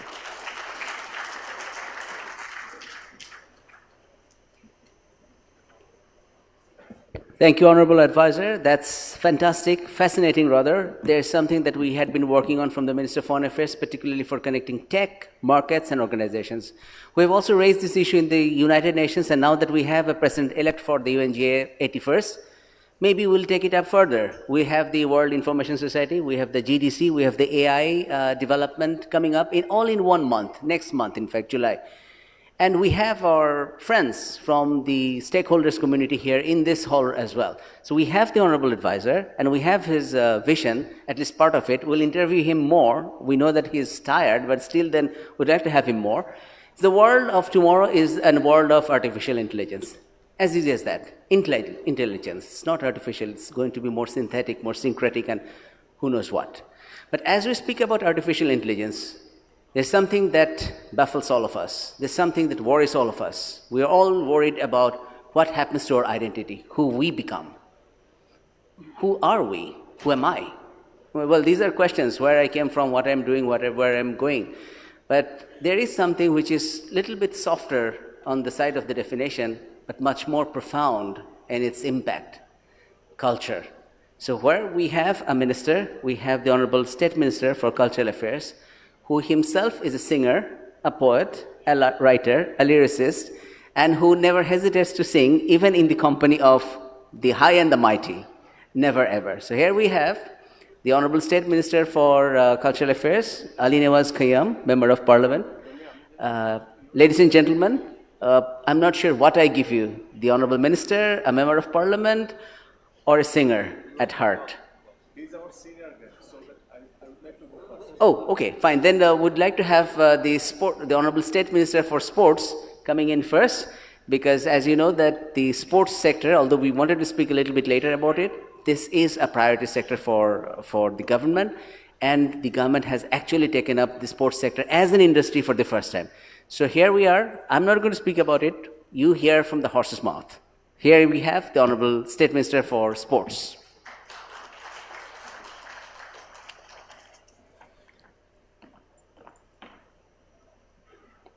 Very good afternoon. Bismillahirrahmanirrahim. Honorable Foreign Minister, State Ministers and Excellencies, distinguished delegates, government officials, representatives from different sports federations, journalists, ladies and gentlemen, Assalamu alaikum, and a warm welcome to all of you. Today, as we have gathered here under the powerful theme, Navigating Risks and Unlocking Resilience of the Conference on Trade and Investment, I stand before you not only as the State Minister for Youth and Sports, but also as a proud representative of a nation that believes in the power of its people, especially its young people, to rise, to compete, and to inspire. Traditionally, sports in Bangladesh are celebrated mainly as a source of entertainment, physical workout, but the present government has vowed to change the paradigm to a new height. Therefore, we have been intensively working to utilize sports as strategic sector and economic growth, as well as strengthening bilateral and multilateral relations among the nation. With the Ministry of Youth and Sports and Ministry of Foreign Affairs working together to establish an ecosystem of employment in sports sector, sports industry, and sports diplomacy. Dear presents, today the theme this session focused to creative economy, which resembles a new avenues that can contribute to our economy. Sports is a big sector as a vast industry. We have a large market of diversified sports goods that we usually import from the abroad. We would like to produce sports goods domestically. Therefore, we need to crucially look into investment for stabilizing sports industries, specifically in your economy zone. Ministry of Youth and Sports is always ready to work with other government agencies in this regard. Ladies and gentlemen, across the globe, sports has evolved into a trillion-dollar enterprise. It drives media rights, sponsorship, tourism, infrastructure, technology, and entertainment. From global leagues to the Olympic movement, from the rise of esports to fusion of sports and digital media. Sports now stand as the very heart of the world's creative and entertainment economy.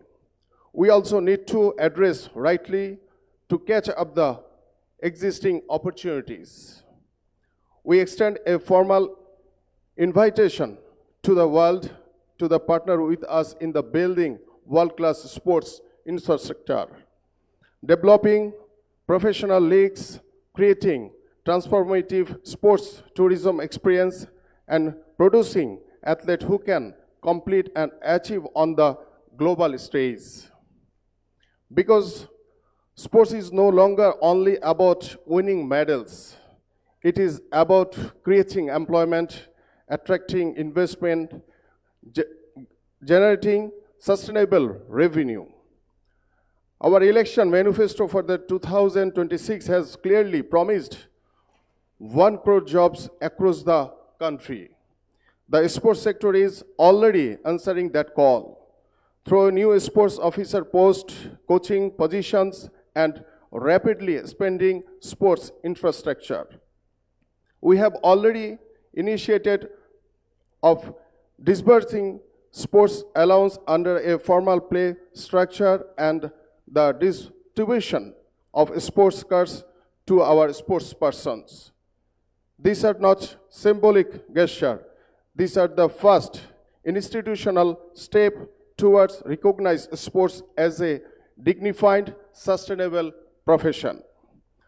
Distinguished participants, in a world of the political uncertainties, sports remains one of the few truly sector of bringing people together across the border, among the religions, and across the political system that led towards peace building. Therefore, we are working on sports diplomacy that possesses a unique and extraordinary power of building peace.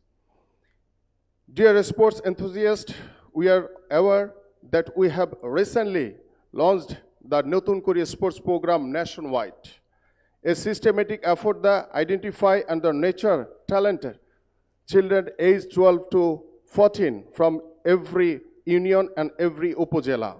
This is how our build confidence among the millions youngsters and hunting the talent through this program.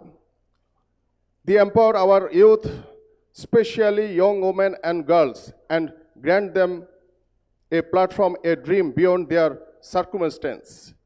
Our manifesto envision discrimination-free society and full empowerment of women in every sphere. We are also integrating sports education compulsory from the 4th grade into our national curriculum. Ladies and gentlemen, the future Bangladeshi sports will not be built by government alone. It will be built through genuine, equitable, and visionary partnership with the private sector, with international investor, with sports federation, with media and entertainment companies, and with our development partner. We have a young, energetic, talented population. We have political will at the highest level. We offer you government that sees sports not as a side activity, but as a central pillar of our vision. For a resilient, prosperous, and globally connected Bangladesh, we are not merely speaking of vision, we are delivering action. We want to every family in Bangladesh to believe with confidence. Kriya hole pesha, poribar pabe bhorosha. If sports becomes profession, family will get support. At the end, I would like to utter, let us connect Bangladesh sports sector to global enterprise and entertainment ecosystem. Let us use sports as a powerful instrument for confidence building, diplomacy, and peace. And together, let us unlock the full resilience potential of our nation on the field, in the economy, and in the heart of our people. My sincere gratitude to the Ministry of Foreign Affairs and BIDA for organizing such an important and timely conference. We again are confirming our full support from the Ministry of Youth and Sports in this regard. Thank you for inviting me in this conference and giving me opportunity to share few words. Thank you all. Bangladesh Zindabad.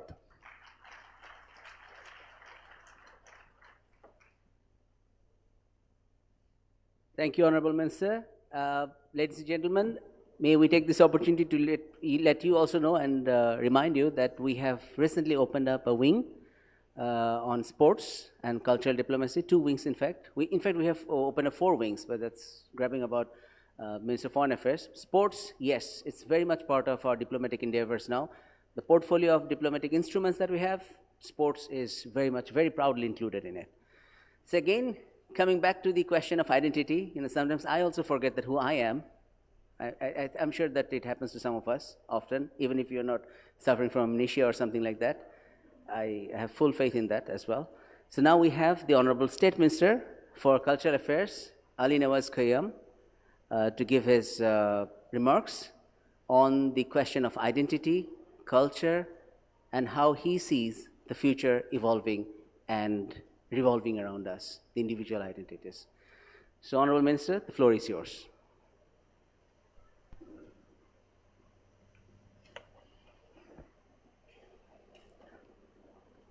Assalamu alaikum.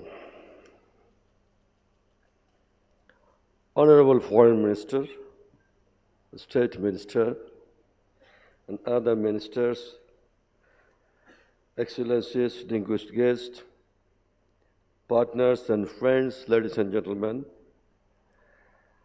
It is a privilege to address this distinguished gathering on the subject that is fundamental Bangladesh place in the world. The role of identity formation in shaping of soft power and advancing our economic diplomacy. As we commence under the theme Navigating Risk, Unlocking Reliance, we must recognize that reliance is not built through economics and security alone.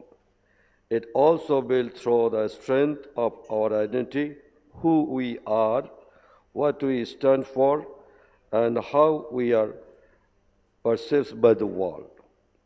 Excellencies, every nation projects power in two ways, through the hard capability and through the soft appeal. Soft power flow from the attractiveness of country's culture, value and way of the life. At the heart of soft power is lies identity, a clear, confident, and coherent sense of who we are as a people. For Bangladesh, identity formation has always been conscious of the powerful force. Our identity was formed through the struggle of language, through our rich literary and musical tradition, through our folk heritage, and through the value of tolerance, creativity, and resilience of this define us.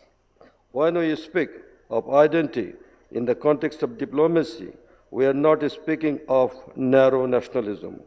We are speaking of the ability of presence of distinctive, authentic, and appealing the national character of the world on their invites respect, consider the partnership.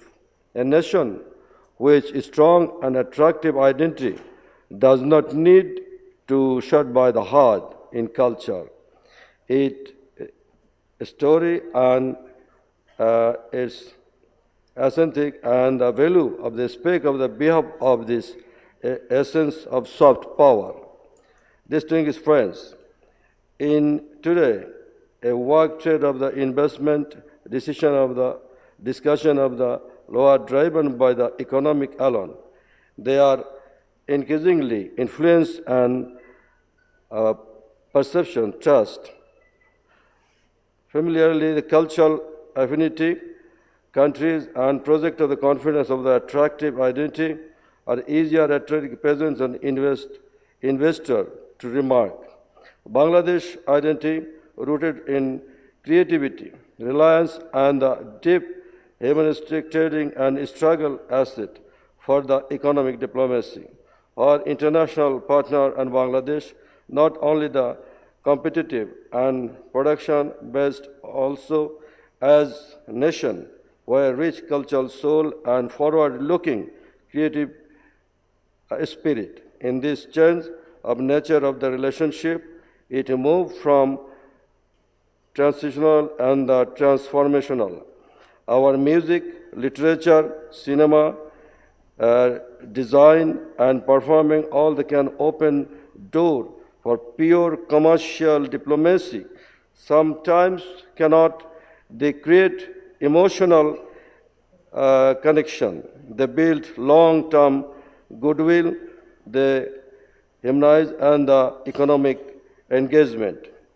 This is why the must of the identity formation of the culture projection as integral component with our trade and investment strategy, not as separate as secondary achievement. Excellencies, culture is not only source of identity of soft power, it is also enterprise across the world. The creative industry have become powerful engine and economic growth, job creation, and export earning music, film, digital content, design, publishing, and cultural tourism now represent some of the fastest growing sector globally. Bangladesh possesses extraordinary cultural capital, our musical tradition, poetic heritage, visual art, and the contemporary creative expression have the potential to become significant economic asset.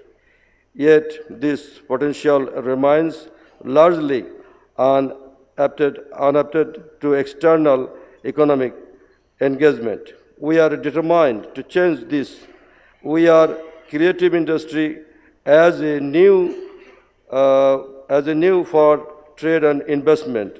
We are committed to creating the policy framework, partnership, and ecosystem that will allow our cultural enterprise to grow, export, and attract international investment and collaboration. When we develop our creative industry, we are not only generating economic value, we are also strengthening our national identity and enhancing our soft power. The two reinforce in other.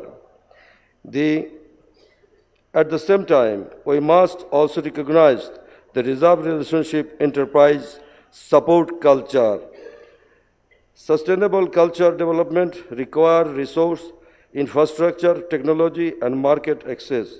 Trade investment and economic partnership can provide the means of preserve, promote, and modernize the culture expression.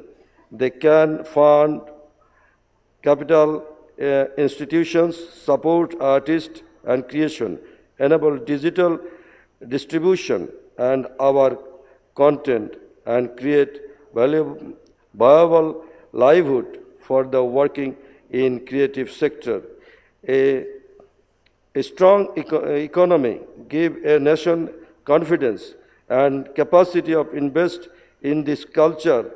In turn, a confident culture identity makes the nation more attractive for trade and investment. This cycle and economic strength and culture confidence reinforce each other when we seek the build for Bangladesh. Honorable delegates, Bangladesh approach diplomacy in the coming years will guided by three recommended policy: economic engagement, technological advancement, and cultural projection. These are not separate tracks, they are mutually reinforcing. Our identity expressed through our arts, heritage, and contemporary creativity, we serve as the power in instrument, as a soft power. It will help us build our deeper, more meaningful, and more reliant partnership with countries around the world. At the same time, our growing economic engagement will provide the resources and platform and strengthening the globalize our cultural presence.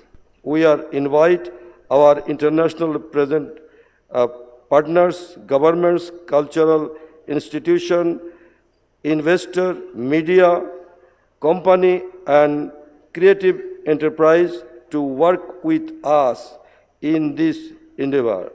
There are significant opportunity for collaboration in cultural exchange, co-production, content distribution, cultural tourism, capacity building, and investment in creative industry.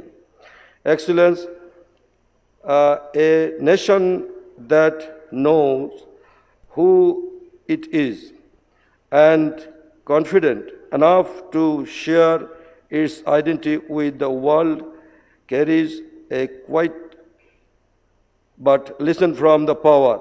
Bangladesh is such nation. Our identity, shaped by the centuries of the creativity, reliance, and humanistic value, is only of our greatest diplomatic asset. When we project the identity with clarity and confidence, we not only enhance our soft power, we also create more favorable conditions for trade, investment, and long-term international cooperation. Let us therefore work together to ensure the Bangladesh cultural identity become a living bridge connecting our economy with the world, our people with global partner, and our aspiration with shared opportunities. Culture is not the opposite of commerce, it is deepest foundation and the highest expression. Thank you. Assalamu alaikum.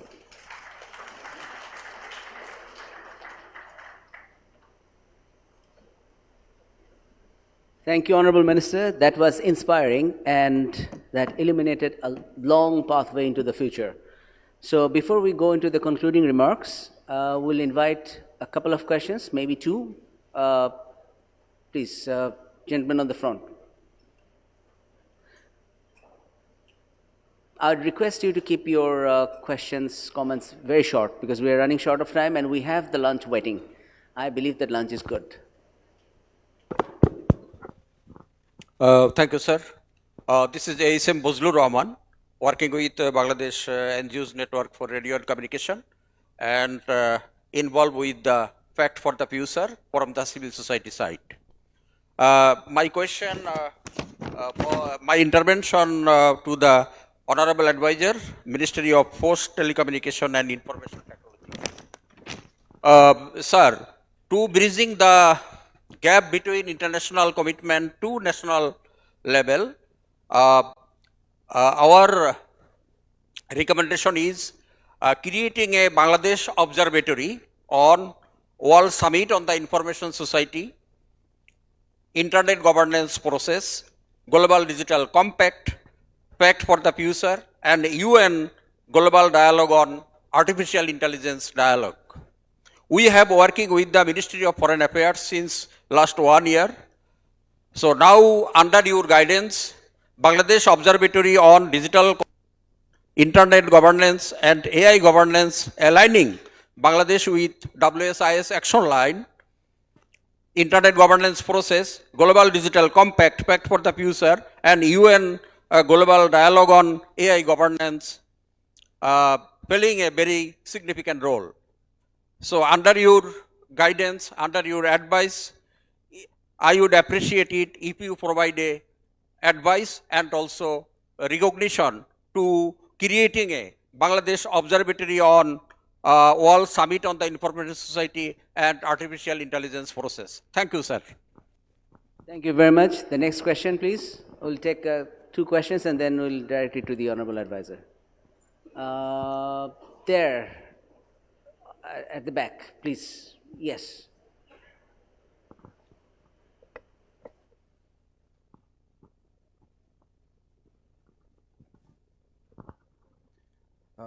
Thank you very much. I'm Professor Dr. Hakikur Rahman. I have a question to Honorable ICT Secretary, ICT Advisor. Sorry for ICT. It's a specific question regarding the integrating artificial intelligence. This session, especially on ICT, artificial intelligence, integrating artificial intelligence and the digital economy, how we are going to ensure both resilience and inclusive growth. That's my question to the ICT advisor. Thank you very much. Thank you very much.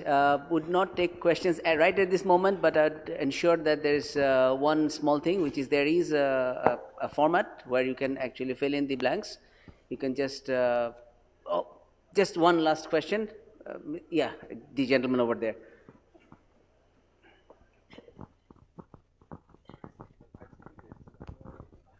Assalamu alaikum. Thank you very much, honorable ministers, I am Director International Affairs of Bangladesh Steel Manufacturing Association. My very short and specific question on enabling policies and investment ecosystem matter. So, regarding the culture of the, government system, if there is any inquiry or communication, I think it takes some time and sometimes very difficult to approach the people in the government. So my request, is it possible to make some kind of direction, especially for communication? It should be, very much transparent and easy. Sometimes we don't get access on email or telephone and everything. So also on any issue, any decision should be given very quickly as early as possible. Because if it takes indefinite time, so I think investors become very much frustrated. So this culture should be changed. I think communication should be very quick, transparent and clear, and it should be easy. And especially decision, it should be given as soon as possible, either it is negative or positive, whatever. Is it possible to implement? Thank you very much for the question. Your point well taken. The idea is that next time that we'll request all of you to fill in the form that we have given you and also online. So please, I know that there's a lot of questions, but please fill in the forms. We'd like to listen to you, all of you. None of you would be left out, and there will be an answer. But for the time being, we restrict it to the honorable advisors. If you'd please.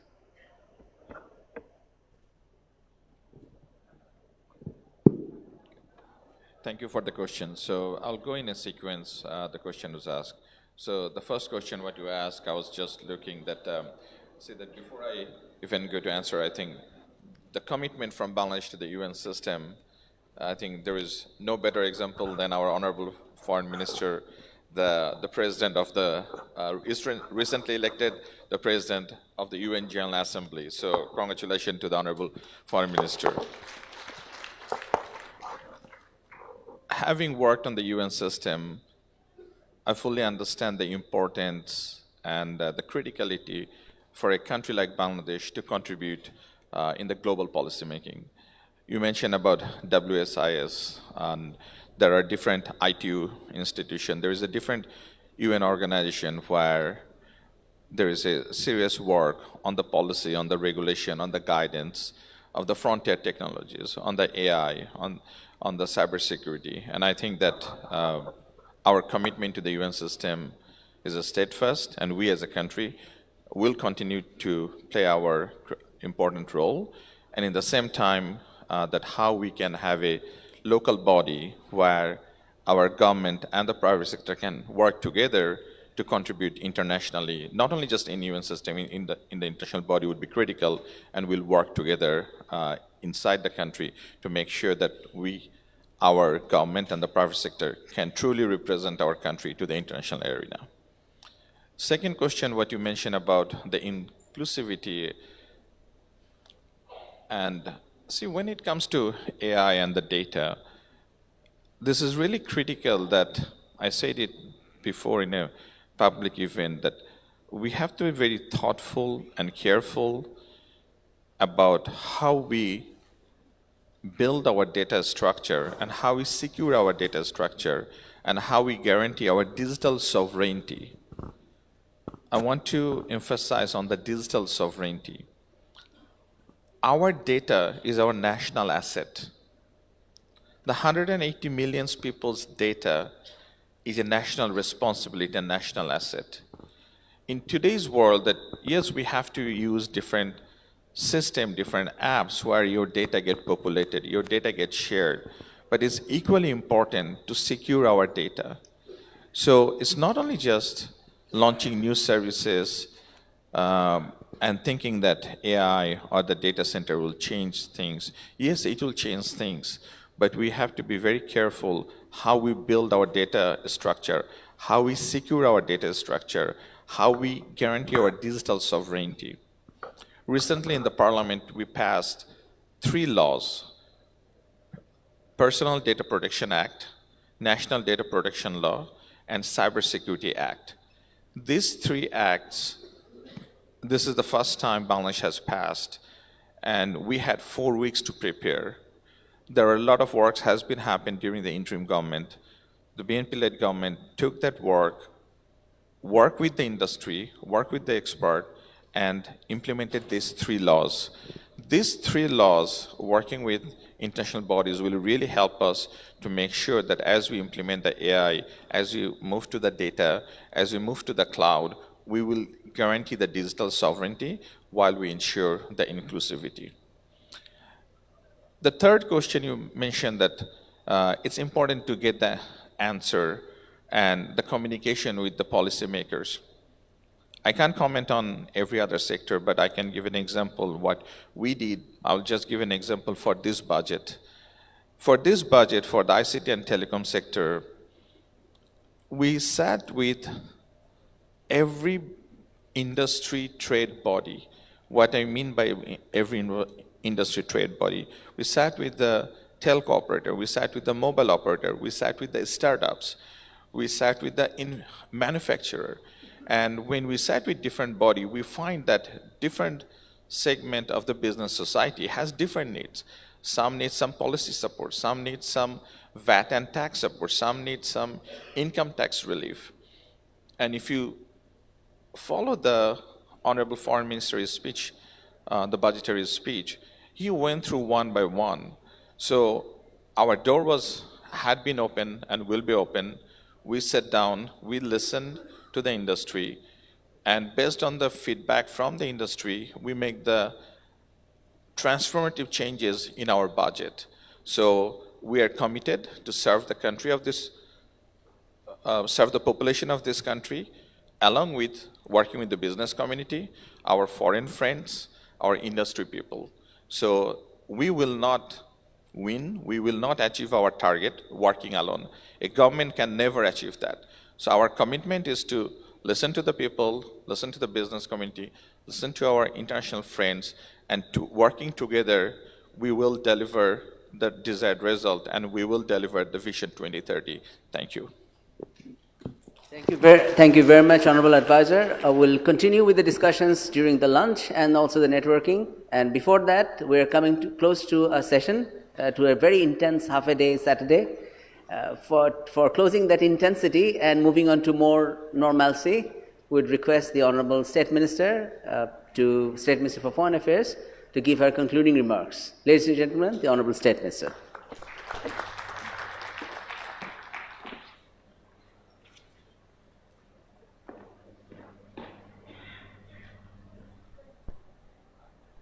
It was intense indeed. But I would like to thank each and every one of you who have been present today since morning. I would like to thank our Honorable Foreign Minister and UNGA President-elect, Mr. President, Dr. Khalilur Rahman. He was extremely busy last 3 months in the campaign, but in the midst of that, he led us with enthusiasm, and he under his leadership, the Foreign Ministry, I think, is growing, and today's event is one of the proof of that. So I would like to thank you, sir, on behalf of everyone in the Foreign Ministry. I would like to thank the BIDA chairman and the team of BIDA for working with us diligently. And last but not least, every single person in the Foreign Ministry who has worked really hard last few weeks to make this event happen. I would like to thank our ministers and advisors who have been present today, our Finance Minister, Honorable LGRD Minister, our Sports State Minister, our Cultural Minister, our IT Advisor to the Honorable PM, previously we had our Education and Expatriate Advisor to the Honorable PM, and our Foreign Affairs Advisor. So the main purpose of this event was to emphasize the fact that the democratic political government is in place now. It is our political commitment, unitedly working for the people and for the country. So in the first plenary, we had a political compass. We have a policy dialogue, which actually set the tone for the conference today. In the second plenary, we had the finance financial sector, we had the talk about the financial growth and the trade and investment part. And the third plenary, of course, the one of the most important part of our diplomacy is sports, culture, creative economy, and AI technology. So Foreign Ministry has recently, for the first time in history, launched few new wings. That is one of the wing is sports and culture diplomacy, climate resilience diplomacy, and migration diplomacy, which is very important for our economy, for our country, and for the people of our country. So we believe that Foreign Ministry will continue to be supportive, to facilitate, to assist all the other entities of the government and also the private sector, and the dignitaries, the diplomats, the chamber of the members of the chamber who are present today. We are here to facilitate. We are here to emphasize on economic diplomacy, sports and cultural diplomacy, and a very issue that's very close to my heart is women empowerment.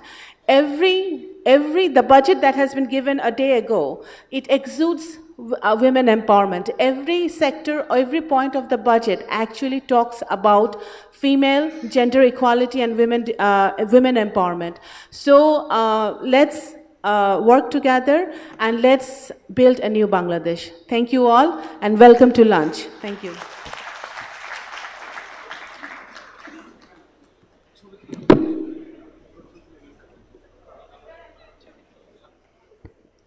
So with that, we come to the close of this session. To great hopes, to great dreams, and to greater ambitions. Everyone, other than those who are on stage for photographs, are invited to the lunch. Ladies and gentlemen, to the lunch, please. We'll continue our conversation over there. Thank you.